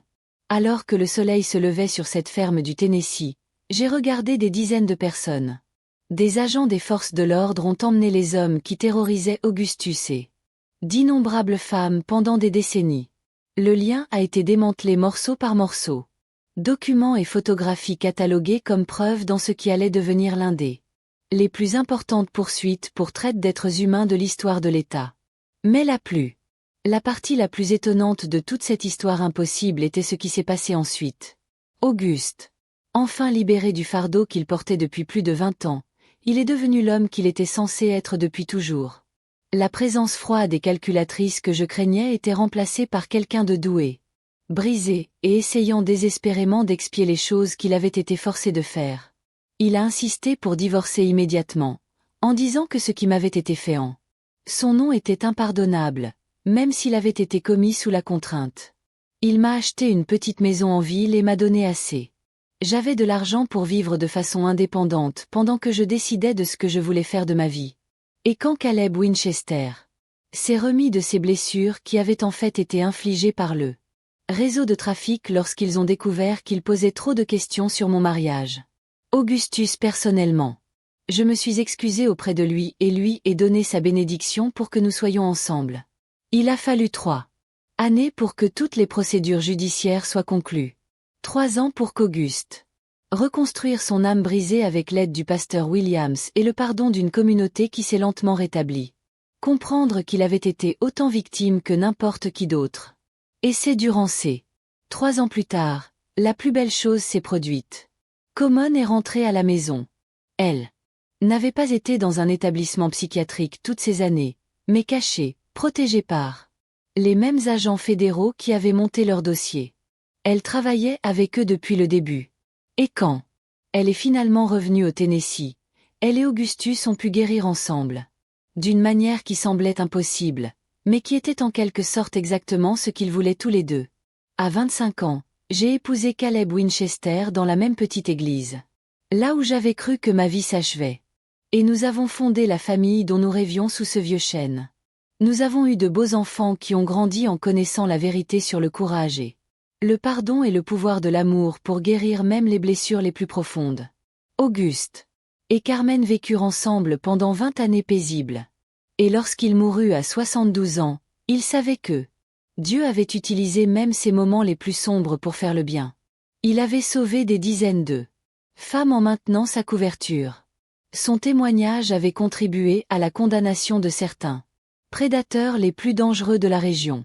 Aujourd'hui, à 70 ans, je suis à 9 petits-enfants, et pour les arrière-petits-enfants qui remplissent ma maison de rire chaque dimanche, je repense à cette terrible épreuve et voir la main de Dieu à chaque instant. Même dans nos moments les plus sombres. Vallée, même lorsque nous ne pouvons pas voir au-delà de notre propre douleur et de notre peur, le Seigneur travaille. Toutes choses réunies pour le bien. Si vous êtes confronté à une situation qui semble impossible à survivre, à une situation qui vous semble impossible, pourrait vous détruire complètement, je veux que vous vous souveniez de mon histoire. Souvenez-vous que les apparences peuvent être trompeuses. Les gens ne sont pas toujours ce qu'ils paraissent, et parfois, la chose même qui ressemble à votre destruction pourrait en fait être votre le salut déguisé. Je suis toujours là, dans cette petite maison qu'Auguste m'a achetée il y a des années, et je continue à raconter à une histoire à tous ceux qui ont besoin de l'entendre. Et je veux savoir, dans quelle ville êtes-vous? D'où je regarde ça? J'aimerais savoir où mes mots parviennent, où ils pourraient apporter de l'espoir à quelqu'un qui en a le plus besoin. Si le récit de cette vieille femme vous a touché, peut-être pourriez-vous aide ma voix à voyager encore plus loin. Aide-la à trouver son chemin vers d'autres âmes dans le besoin. Savoir qu'aucune situation n'est désespérée. Aucune obscurité n'est trop profonde pour que la lumière de Dieu puisse l'éclairer. Pénétrez. Partagez mon histoire. Abonnez-vous pour en entendre d'autres. Parce que chérie, j'ai toute une vie d'histoire sur le pouvoir de l'amour pour surmonter les épreuves les plus difficiles. Et croyez-moi, si je peux survivre à ce que j'ai traversé et en sortir plus fort, alors quoi que tu affrontes en ce moment n'a aucune chance face à la force que le Seigneur a placée en toi. Mais je savais. Je manquais de temps. Augustus n'était pas seulement un mari violent. Il était bien pire. Quelque chose qui avait. Il perfectionnait ses techniques pour blesser les femmes depuis des décennies, et je n'étais que le dernier d'une longue lignée. Victime qu'il avait sélectionnée et préparée pour son type particulier de torture. La nuit, alors qu'Auguste était assis à lire son journal après le dîner, je l'observais avec un regard nouveau. Chaque fois qu'il levait les yeux vers moi, chaque commentaire désinvolte sur ma journée ou ma comportement, j'ai entendu l'écho de ses entrées de journal, il m'étudiait. Documenter mes réponses, me préparer à la phase suivante de n'importe quel cauchemar qu'il avait prévu. Le pire était de faire comme si tout était normal, de continuer à cuisiner et à nettoyer sa maison et me soumettre à ses exigences tout en sachant ce qu'il était réellement. Mais je savais aussi que ma survie dépendait du fait que je ne lui laisse pas voir que quelque chose s'était passé. Changé, ne lui donnant aucune raison de soupçonner que j'avais découvert ses secrets. Comme j'étais allongé dans mon lit cette nuit-là, écoutant sa respiration et sentant le poids de son bras sur mon corps, je savais que je vivais sur du temps emprunté. Bientôt, très bientôt, Auguste allait décider que je survivre à mon utilité en tant qu'épouse docile et passer à la phase suivante de son plan. La question était de savoir si je pouvais trouver un moyen de m'échapper avant que cela n'arrive, ou si j'étais destinée à finir comme Sarah, juste une autre collection de photographies dans une boîte en fer blanc cachée sous le plancher. Octobre arriva tôt cette année-là, apportant avec lui une vague de froid qui. La maison ressemblait encore plus à un tombeau. Auguste m'observait plus intensément au cours des derniers jours, et je pouvais sentir le changement dans son attention. Comme un changement de temps. Il avait commencé à poser d'étranges questions sur ma famille, pour savoir si elle me manquait, si j'avais déjà pensé à venir. Chaque question me semblait être un piège, et il a essayé de donner des réponses qui ne déclencheraient pas ce qu'il avait prévu. C'était un jeudi soir, exactement 6 semaines plus tard. Après notre mariage, tout a dégénéré. Auguste avait été exceptionnellement silencieux pendant le dîner, picorant sa nourriture et me jetant des regards furtifs quand il pensait que je ne regardais pas. Après avoir fini de faire la vaisselle, il m'a demandé de le rejoindre dans le salon, en utilisant un voix prudente et contrôlée qui me faisait toujours frissonner. Il avait prévu chaise face à face devant la cheminée. Et quand je me suis assis, il s'est positionné si près que nos genoux se touchaient presque. Sa peau pâle. Ses yeux bleus avaient une intensité étrange que je n'avais jamais vue auparavant. Et quand il a commencé à parler, sa voix avait une étrange qualité hypnotique qui m'a fait penser à un charmeur de serpents. Augustus commença par me dire combien notre mariage comptait pour lui. Il était tellement reconnaissant d'avoir trouvé quelqu'un d'aussi jeune et pur que moi pour partager sa vie. Mais quelque chose clochait. Avec sa façon de le dire, on aurait dit qu'il récitait des répliques d'une pièce qu'il avait déjà jouée à maintes reprises. Ses mains bougeaient constamment pendant qu'il enseignait, ajustant ses menottes, lissant ses cheveux, touchant la clé ornée qui pendait à sa ceinture. Puis il a commencé à me questionner sur mes rêves. Si j'avais bien dormi, si j'avais remarqué des changements d'humeur ou de comportement. La question semblait innocente. Assez. Mais je me suis souvenu de l'avertissement de Carmen concernant Auguste qui construisait un dossier pour l'engagement, et j'ai réalisé que pourrait être le début de ce processus. Je lui ai dit que je dormais bien, que je me sentais parfaitement normal. Mais même en le disant, je pouvais le voir, classant mes réponses pour une utilisation ultérieure. Il hochait pensivement la tête après chaque répondre, en émettant parfois de petits bourdonnements comme s'il réfléchissait à quelque chose. Important. C'est alors qu'il a sorti les photos. Ce n'étaient pas celles de la boîte en fer blanc. Elles étaient différentes. Des photos, plus anciennes, de femmes que je ne reconnaissais pas. Augustus les a diffusées sur la petite table entre nos chaises comme s'il distribuait des cartes. Mouvement délibéré et pratiqué.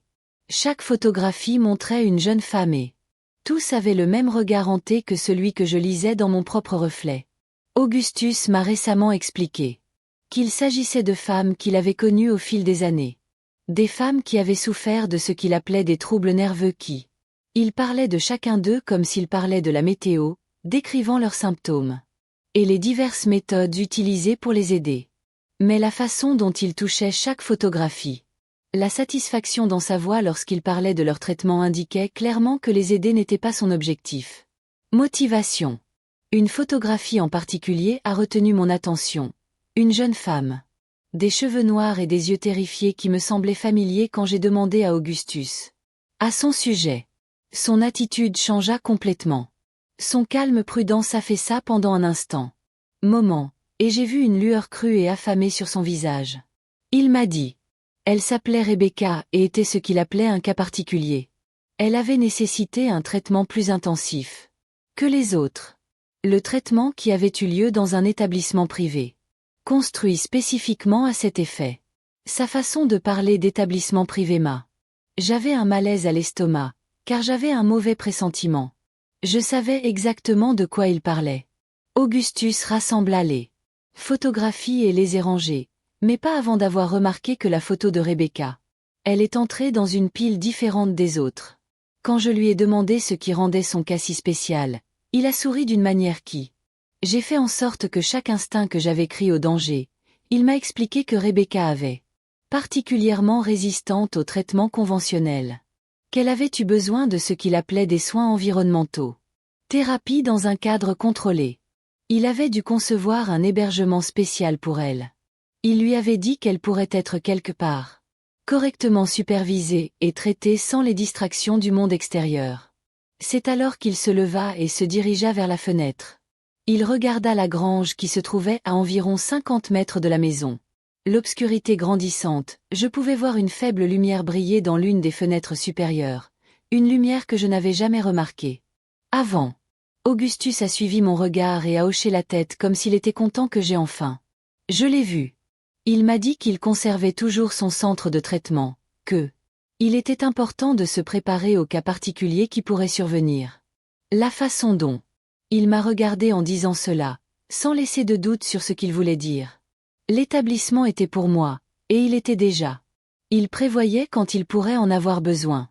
Mais Auguste dit alors quelque chose qui m'a complètement glacé le sang. Il a mentionné qu'il avait été informé que, jour à propos de mon vieil ami Caleb Winchester, il y avait eu un accident à la ferme Murphy. Caleb a été retrouvé inconscient dans l'une des granges, grièvement blessé et actuellement dans hôpital en ville. Les médecins n'étaient pas certains de sa guérison, a déclaré Augusta. Mais c'était vraiment dommage pour des jeunes gens qui ne savaient pas se mêler de leurs affaires. La façon dont il annonçait la nouvelle. Avec cette même voix prudente et contrôlée qu'il avait utilisée pour discuter des photographies, a clairement indiqué que l'accident de Caleb n'avait rien d'accidentel. Auguste était fatigué d'attendre que j'oublie mon ancienne vie, alors il a décidé de éliminer les parties qui avaient encore du sens pour moi. Alors que nous étions assis là, la lumière vacillante du feu, Augustus me regardant absorber les nouvelles concernant Caleb. J'ai réalisé que tout s'accélérait bien plus vite que prévu. Il n'avait pas l'intention d'attendre mois, voire semaines, pour passer à la phase suivante de son plan. Il se préparait à utiliser son centre de traitement très bientôt, peut-être dans quelques jours. La lumière dans la fenêtre de la grange semblait pulser dans l'obscurité comme un battement de cœur ou un avertissement. Signal. Tout ce qui se trouvait dans ce bâtiment, tout ce qu'Auguste avait préparé pour moi était prêt et m'attendait, et la façon dont il regardait sans cesse, tantôt moi, tantôt cette lumière lointaine. Je savais que mon heure était venue. S'écoulait plus vite que le sable dans un sablier. Cette nuit-là, alors que j'étais allongé, raide, à côté d'Auguste, sentant sa satisfaction rayonner de lui comme la chaleur d'un poêle, je savais que tout allait changer. Le jeu prudent auquel nous jouions touchait à sa fin, et je découvrirais bientôt exactement ce qui était arrivé à Rebecca et Sarah et à toutes ces autres femmes dans photographie. La seule question qui restait était de savoir si je vivrais assez longtemps pour en parler à qui que ce soit, ou si je deviendrais simplement un autre tableau dans la collection d'Auguste, une autre réussite dans sa vie privée. Journal des femmes. Oud avait besoin d'un traitement spécial. Aidant-le. Ce matin, j'étais sur le point de découvrir que mes pires craintes n'étaient que le début. Ce qu'Augustus Hartwell avait prévu pour moi. Je me suis réveillée vendredi matin avec le bruit d'Augustus se déplaçant dans la chambre plus tôt que d'habitude. Et quand j'ai ouvert les yeux, je l'ai vu debout, au pied du lit, entièrement habillé, tenant une tasse de café et me regardant avec une expression que je n'avais jamais vue avant. Ce n'était pas de la colère, ni même le calcul froid auquel je m'étais habituée. Était une anticipation comme celle d'un enfant le matin de Noël qui savait exactement ce qu'il allait se passer. Un cadeau m'attendait sous le sapin. Il m'a dit qu'il avait des projets spéciaux pour la journée. Que nous allions faire une visite de sa propriété afin que je puisse mieux comprendre toute l'ampleur de ce qu'il avait construit. Les années. Sa façon de dire, pleine portée, m'a fait frissonner, car je savais il ne parlait pas de bétail ni de récolte. Il parlait de la grange, de ce qui m'attendait là-dedans. Bâtiment aux fenêtres illuminées. Auguste avait préparé lui-même le petit déjeuner. Quelque chose qu'il n'avait jamais fait auparavant, et il m'a regardé manger chaque bouchée avec une intensité qui m'a serré la gorge.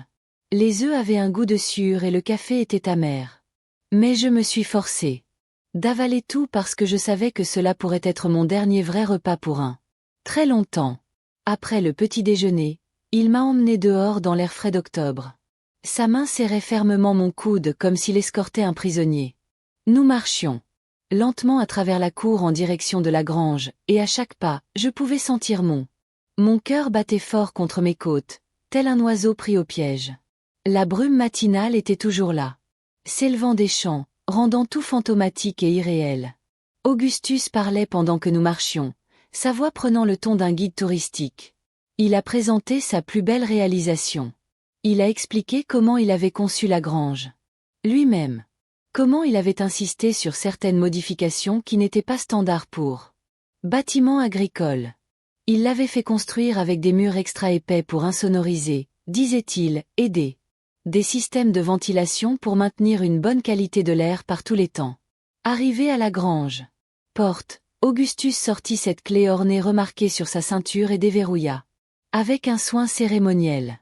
Les gonds grinçaient lorsque les portes s'ouvraient, révélant un intérieur qui ne ressemblait en rien à aucune grange que j'avais jamais vue. Le rez-de-chaussée avait été divisé en plusieurs pièces avec des murs et des portes appropriées, et on pouvait voir des câbles électriques courir le long du plafond. Inhabituel pour une ferme.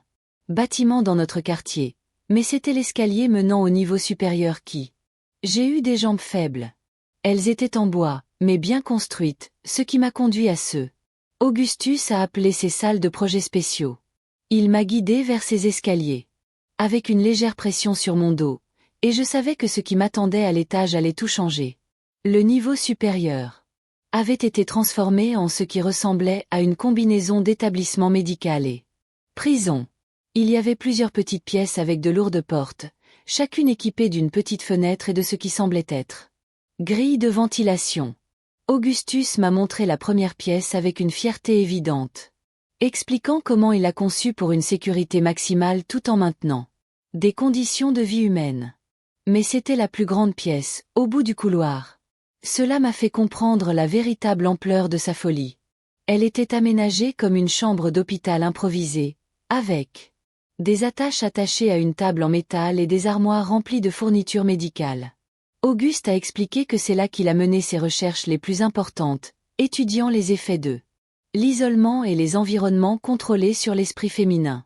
Il a parlé de son travailler comme s'il s'agissait d'une recherche scientifique légitime, décrivant comment il a documenté l'évolution psychologique de ces sujets au fil du temps. Il m'a montré des graphiques et des observations de suivi d'herbe, ce qu'il appelait modifications comportementales et photographies documentant les effets physiques de son traitement. En regardant ces images, en voyant la progression de jeunes femmes en bonne santé à des coquilles brisées aux yeux creux, j'ai réalisé que j'étais devant la collection de trophées d'un tueur en série. C'est alors que Auguste m'a révélé la vérité la plus horrible de toutes. Il m'a dit que sa femme, Sarah, était encore en vie. Elle se trouvait dans la plus petite pièce, au fond de là, et avait été son invitée pendant près de 20 ans. Ce que tout le monde pensait être son Sa disparition avait en réalité marqué sa transition vers son statut de sujet de recherche permanent. Il ouvrit la porte pour me montrer, et ce que j'ai vu à l'intérieur de cette pièce me hantera jusqu'au jour de ma mort. Sarah était assise sur un chariot étroit, fixant le mur avec des yeux vides qui... Elle n'a même pas remarqué notre présence. Elle avait vieilli de plusieurs décennies depuis sa photo de mariage. Ses cheveux blonds étaient désormais complètement grisonnantes et son corps aminci au point d'être fragile. Elle était vivante, mais tout ce qui la rendait humaine avait été systématiquement détruit. Auguste a expliqué que Sarah représentait son plus grand succès. Transformation d'une jeune épouse volontaire en une soumise parfaitement docile. Il a dit. Il avait fallu 3 ans pour parvenir à la percée qu'il recherchait, mais les résultats en valaient la peine. Effort. Sarah n'avait plus aucun souvenir de sa vie avant le lien. Aucun désir. Ou des opinions ou des pensées qui vont au-delà du besoin fondamental de survie. Se tenir là. En regardant ce qui restait de Sarah, j'ai réalisé que c'était mon avenir. La mort, mais quelque chose de bien pire. Auguste avait prévu de me maintenir en vie pendant des décennies. M'étudiant, documentant ma dépression, perfectionnant ses techniques de destruction. L'esprit humain. Je deviendrai sa prochaine grande réussite. Un autre exemple de ce qui pourrait être accompli avec suffisamment de temps et les bonnes méthodes. Mais alors qu'Auguste poursuivait sa tournée, montrant moi dans les autres pièces et m'expliquant ses plans pour mon programme de traitement. Quelque chose en moi a changé. Peut-être était-ce en voyant Sarah et en comprenant que la mort serait en réalité une miséricorde comparée à ce qui m'attendait. Ou peut-être était cela. La rage qui montait depuis des semaines atteignait enfin son paroxysme. Quoi qu'il en soit, j'ai pris une décision. Je me tenais dans cet endroit horrible. Je n'allais pas devenir une autre Sarah, une autre poupée brisée dans le livre d'Auguste. Collection. J'allais trouver un moyen de me défendre, même si cela devait me tuer. Plutôt mourir en tant que Clémentine Foster que vivre comme la parfaite Augustus Ogwell. Sujet.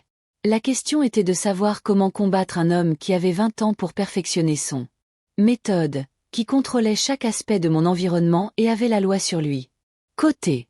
Mais alors que nous retournions vers la maison, Augustus parlait toujours de son recherche et ses projets pour moi. J'ai commencé à formuler les prémices d'un plan. Serait dangereux, probablement suicidaire. Mais c'était ma seule chance. Éviter le sort de Sarah.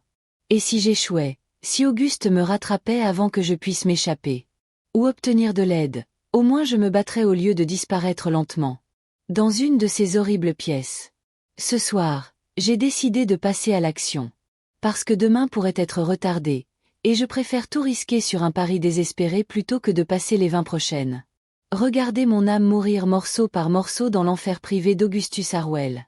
La seule question était de savoir si j'aurais le courage d'aller jusqu'au bout quand le moment serait venu, ou si je perdrais mon sang-froid et me condamner à devenir une autre entrée dans ces journaux de recherche.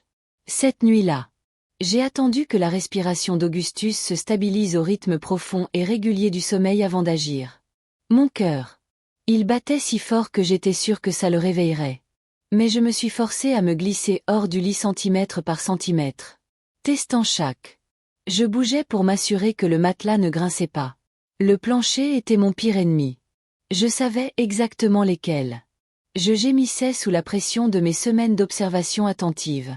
J'avais caché le double des clés de Betty dans ma chaussure plus tôt dans la journée. Et je l'ai récupéré avec des mains qui tremblaient tellement que j'ai failli le laisser tomber à 2 reprises. Mon plan était simple, mais désespéré. Rendez-vous à la grange, trouver des preuves de ce qu'Auguste a fait à ses femmes et parvenez d'une manière ou d'une autre à atteindre la ville. Avant qu'il ne découvre mon absence. Le shérif pourrait ne pas me croire, mais des preuves matérielles seraient plus difficiles à trouver. La nuit d'octobre était glaciale, et je n'avais pas osé prendre un manteau. De peur de réveiller Auguste. Je me suis faufilée dans la cour en chemise de nuit et pieds nus. L'herbe couverte de givre s'enfonce dans mon âme comme une minuscule nuit. Le lien se dressait devant moi tel un monument au mal, mais je me forçais à continuer d'avancer vers lui. Utilisant les pouvoirs d'Auguste. J'ai récupéré ma propre clé, que j'avais volée à sa ceinture pendant son sommeil. J'ai ouvert la grange. Porte et me suis glissée à l'intérieur. L'obscurité était totale, mais j'avais apporté des allumettes. La cuisine et j'ai réussi à en allumer une sans me brûler les doigts. La flamme. projetait des ombres dansantes sur les murs tandis que je me dirigeais vers les escaliers. Une ombre ressemblant à Auguste venant me chercher pour me ramener à la maison. J'ai grimpé ces escaliers, comme si je montais vers ma propre exécution. Chaque marche m'amenait plus proche des preuves dont j'avais besoin, mais aussi plus profondément au cœur de la pensée d'Auguste. La folie. Le niveau supérieur était encore plus horrible à la lueur vacillante des allumettes. Les équipements médicaux projetaient des ombres grotesques, les portes verrouillées cachaient d'indicibles secrets. C'était en arrivant dans la chambre de Sarah, mon plan tomba à l'eau. La porte était fermée. Ouvert et Sarah n'était pas assise sur son chariot où Augustus me l'avait montré. Ce matin-là. Au lieu de cela, elle se tenait sur le pas de la porte. Et quand l'allumette a explosé, son visage, j'ai vu quelque chose dans ses yeux qui n'était pas là avant. Conscience, reconnaissance et quelque chose. C'était peut-être de l'espoir. Elle me parlait d'une voix qui ressemblait à un bruissement de feuilles. J'ai dû tendre l'oreille pour l'entendre. Elle m'a dit qu'elle attendait quelqu'un comme moi, quelqu'un de jeune et de fort. Faire ce qui devait être fait. Elle a dit qu'elle faisait semblant d'être brisée depuis des années, attendant le bon moment, la bonne personne pour l'aider à mettre fin au règne de terreur d'Auguste. Sarah expliqua que elle a découvert quelque chose sur Augustus que même moi j'ignorais. Il n'était pas seulement. Il gardait des femmes dans cette grange pour ses recherches tordues. Il les vendait. Il existait un réseau d'hommes comme lui, riches et influents, qui faisaient commerce de ce qu'ils appelaient des sujets spéciaux. Certains. Les femmes sur les photographies n'étaient pas seulement victimes des expériences d'Auguste. C'étaient des marchandises, vendues à d'autres collectionneurs. Quand Auguste s'est lassé, elle m'a conduit dans un compartiment caché dans le mur de sa chambre, un espace qu'elle creusé au fil des ans par une cuillère volée dans son plateau-repas. À l'intérieur se trouvaient documents, lettres et photographies prouvant qu'Auguste faisait partie de quelque chose beaucoup plus grand et mieux organisé que je ne l'avais imaginé. Il y avait des registres d'expédition, reçus de paiement et des correspondants avec des hommes dans d'autres États qui partageaient son intérêt particulier. Mais la preuve la plus accablante était un grand livre qui détaille chaque femme qui a traversé ce lien au cours des 20 dernières années. Certains ont été marqués comme conservés pour la recherche, d'autres comme transférés à associés, et quelques-uns ont simplement été marqués comme éliminés. Voir mon propre nom sur en bas de la page la plus récente avec une annotation sur ma rupture estimée. Le temps et la valeur de revente potentielle me retournaient l'estomac. Sarah m'a dit. D'autres preuves étaient cachées dans la grange. Des photographies, des documents et même des enregistrements qu'Auguste possédait. Elle avait rassemblé tout cela pendant des années, attendant quelqu'un qui pourrait l'aider à le transmettre aux autorités. Mais elle m'a aussi prévenu qu'Augustus avait des alliés en ville, des hommes qui étaient au courant de ses affaires, activités et la protéger en échange de certaines contreparties. C'est alors que nous avons entendu le bruit qui a fait. Mon sang se glaça, les portes de la grange s'ouvrirent en grinçant. Auguste avait découvert. J'avais disparu et il venait me chercher. Sarah m'a attrapé le bras avec surprise. Force et m'a tiré vers l'arrière de la grange, où elle m'a montré une fenêtre qui pouvait être ouverte depuis à l'intérieur. Elle avait planifié sa propre évasion pendant des années, mais elle n'avait jamais eu le courage de franchir le pas. Maintenant, avec ma rivale, elle la voyait enfin. Mais alors que nous nous préparions à sortir par la fenêtre, la voix d'Auguste s'éleva.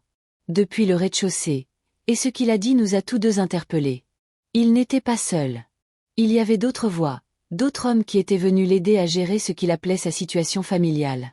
M'a dit que ces voix appartiennent à des hommes qui ont acheté des femmes à Auguste avant, des hommes qui avaient tout autant à perdre si son opération était révélée. Nous étions coincés dans cette grange avec les preuves de décennies de crimes innommables. Mais nous étions aussi entourés par les hommes mêmes qui avaient participé à ces crimes. S'en sortir vivante semblait impossible. Mais Sarah, elle m'a regardé avec des yeux qui avaient retrouvé leur flamme après 20 ans d'obscurité. Elle m'a dit qu'il y en avait un de plus. Chose cachée dans sa chambre, quelque chose qu'elle avait gardé pour ce moment précis. C'était un bidon de kérosène et un boîte d'allumettes. Pas grand-chose, mais suffisamment pour détruire les preuves si on ne pouvait pas s'enfuir avec. Au moins, d'autres femmes pourraient être épargnées. Les pas dans l'escalier se rapprochèrent et la voix d'Auguste appela mon nom. Avec une fausse douceur, Sarah et moi avons fait notre choix. Si nous ne pouvions pas vivre aussi libres, femmes, nous pourrions au moins mourir en veillant à ce que personne d'autre ne souffre de cette situation. Mais juste au moment où Sarah alluma la première allumette, quelque chose se produisit qui. Aucun de nous ne s'attendait à quelque chose qui changerait tout et nous donnerait une chance que nous pensions perdue à jamais. Le son des sirènes emplissait l'air nocturne, se rapprochant de seconde en seconde, et la voix confiante d'Auguste s'est soudainement transformée en panique lorsqu'il a réalisé que le monde soigneusement construit était sur le point de s'effondrer autour de lui. Ce ne sont pas les sirènes qui nous ont sauvés cette nuit-là. C'était quelque chose de bien plus inattendu et plus miraculeux que n'importe quel sauvetage que j'aurais pu imaginer. Alors que Sarah tenait cette allumette allumée. Et nous nous sommes préparés à brûler 20 ans de preuves. Avec nous, Auguste, apparu en haut des escaliers avec 2 autres hommes que je ne reconnus pas. Mais au lieu du monstre froid et calculateur, j'avais vécu avec lui pendant des semaines. J'ai vu quelque chose dans son visage qui m'a profondément choqué. Une véritable terreur, et quelque chose de. Cela ressemblait presque à du soulagement. Les hommes qui l'accompagnaient n'étaient pas là pour l'aider à se débarrasser de nous. C'étaient des agents fédéraux, qui traquaient le réseau de traite d'êtres humains depuis plus de 3 ans. Augustus travaillait avec eux, en tant qu'informateur depuis 6 mois. Tout ce que j'ai découvert, chaque élément, preuve que Sarah avait rassemblé. Augustus avait secrètement documenté et transmis aux autorités. Il s'avéra qu'Augustus Hartwell n'était pas le cerveau de cette opération. Il était sa victime la plus tourmentée, il y a 23 ans. Ces mêmes hommes avaient kidnappé sa plus jeune frère, Antonio, et a forcé Augustus à regarder pendant qu'il le torturait et le tuait. Ils ont alors menacé de faire la même chose à ses parents à moins qu'Auguste n'utilise sa ferme comme façade pour leurs activités. Pendant plus de 2 décennies, il a été pris au piège de son propre cauchemar. Contraint de participer à des horreurs qui ont détruit son âme, morceau par morceau. L'équipement médical, les chambres, et même son traitement. De Sarah. Tout cela n'avait été qu'une performance élaborée destinée à convaincre de vrais criminels qu'il était l'un d'eux. Tout en rassemblant secrètement des preuves pour leur éventuelle poursuite, Sarah elle-même avait été impliquée dans la tromperie pendant ces 10 dernières années. J'ai travaillé avec Augustus pour tout documenter tout en faisant semblant être sa victime brisée. Quand Auguste vit la confusion et l'incrédulité dans mon yeux, il s'effondra complètement à travers des larmes qui semblaient provenir de là, au plus profond de son être. Il m'a raconté comment il avait essayé de me protéger en épousant rapidement avant que le réseau ne puisse me cibler de manière indépendante. Il a découvert. Il m'observait depuis des mois, prévoyant de m'emmener de toute façon. Et sa demande en mariage à mon père avait été une tentative désespérée pour me garder sous sa protection. Mais le plus choquant, la révélation est venue quand Auguste a expliqué pourquoi il avait été si étrange et distant. Pourquoi il avait semblé être différent à plusieurs personnes à la fois. Il m'a dit qu'il avait été s'empoisonnant lentement avec du laudanum pendant des années, essayant de s'engourdir pour à quoi il a été forcé de participer, mais qu'il essayait de réduire la dose depuis notre mariage parce elle voulait être suffisamment lucide pour me protéger comme il se doit. C'est alors que Sarah prit la parole, sa voix plus forte maintenant qu'elle ne l'était. Elle m'a raconté que tout ce que j'avais vu dans notre chambre était différent. Toute la douleur et la peur qu'Auguste m'avait causée avaient été aussi angoissantes pour lui. Comme pour moi. Elle a dit qu'elle l'avait vu vomir. Après notre nuit de noces. Prier, pleurer et implorer le pardon de Dieu pour ce qu'il était contraint de faire à une jeune fille innocente. Les agents ont expliqué qu'ils avaient finalement rassemblé suffisamment de preuves pour arrêter l'ensemble du réseau. Mais qu'ils avaient eu besoin d'Auguste pour maintenir sa couverture jusqu'à ce que, au tout dernier moment, ma tentative d'évasion cette nuit-là avait en fait déclenché le raid. Auguste leur avait signalé. Lorsqu'il a découvert ma disparition, il savait que l'opération était sur le point d'être révélée de toute façon. Alors que le soleil se levait sur cette ferme du Tennessee, j'ai regardé des dizaines de personnes. Des agents des forces de l'ordre ont emmené les hommes qui terrorisaient Augustus et d'innombrables femmes pendant des décennies. Le lien a été démantelé morceau par morceau. Documents et photographies catalogués comme preuve dans ce qui allait devenir l'un des les plus importantes poursuites pour traite d'êtres humains de l'histoire de l'État. Mais la partie la plus étonnante de toute cette histoire impossible était ce qui s'est passé ensuite. Auguste, enfin libéré du fardeau qu'il portait depuis plus de 20 ans, il est devenu l'homme qu'il était censé être depuis toujours. La présence froide et calculatrice que je craignais était remplacée par quelqu'un de doué, brisé, et essayant désespérément d'expier les choses qu'il avait été forcé de faire. Il a insisté pour divorcer immédiatement, en disant que ce qui m'avait été fait en son nom était impardonnable, même s'il avait été commis sous la contrainte. Il m'a acheté une petite maison en ville et m'a donné assez. J'avais de l'argent pour vivre de façon indépendante pendant que je décidais de ce que je voulais faire de ma vie. Et quand Caleb Winchester s'est remis de ses blessures qui avaient en fait été infligées par le réseau de trafic lorsqu'ils ont découvert qu'il posait trop de questions sur mon mariage. Augustus personnellement. Je me suis excusé auprès de lui et donné sa bénédiction pour que nous soyons ensemble. Il a fallu 3 années pour que toutes les procédures judiciaires soient conclues. 3 ans pour qu'Auguste reconstruire son âme brisée avec l'aide du pasteur Williams et le pardon d'une communauté qui s'est lentement rétablie. Comprendre qu'il avait été autant victime que n'importe qui d'autre. Et c'est durant ces 3 ans plus tard, la plus belle chose s'est produite. Common est rentrée à la maison. Elle n'avait pas été dans un établissement psychiatrique toutes ces années, mais cachée, protégée par les mêmes agents fédéraux qui avaient monté leur dossier. Elle travaillait avec eux depuis le début. Et quand elle est finalement revenue au Tennessee, elle et Augustus ont pu guérir ensemble. D'une manière qui semblait impossible, mais qui était en quelque sorte exactement ce qu'ils voulaient tous les deux. À 25 ans, j'ai épousé Caleb Winchester dans la même petite église. Là où j'avais cru que ma vie s'achevait. Et nous avons fondé la famille dont nous rêvions sous ce vieux chêne. Nous avons eu de beaux enfants qui ont grandi en connaissant la vérité sur le courage et le pardon et le pouvoir de l'amour pour guérir même les blessures les plus profondes. Auguste et Carmen vécurent ensemble pendant 20 années paisibles. Et lorsqu'il mourut à 72 ans, il savait que Dieu avait utilisé même ces moments les plus sombres pour faire le bien. Il avait sauvé des dizaines de femmes en maintenant sa couverture. Son témoignage avait contribué à la condamnation de certains prédateurs les plus dangereux de la région.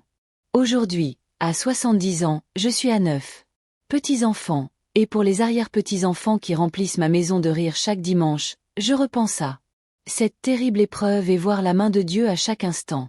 Même dans nos moments les plus sombres.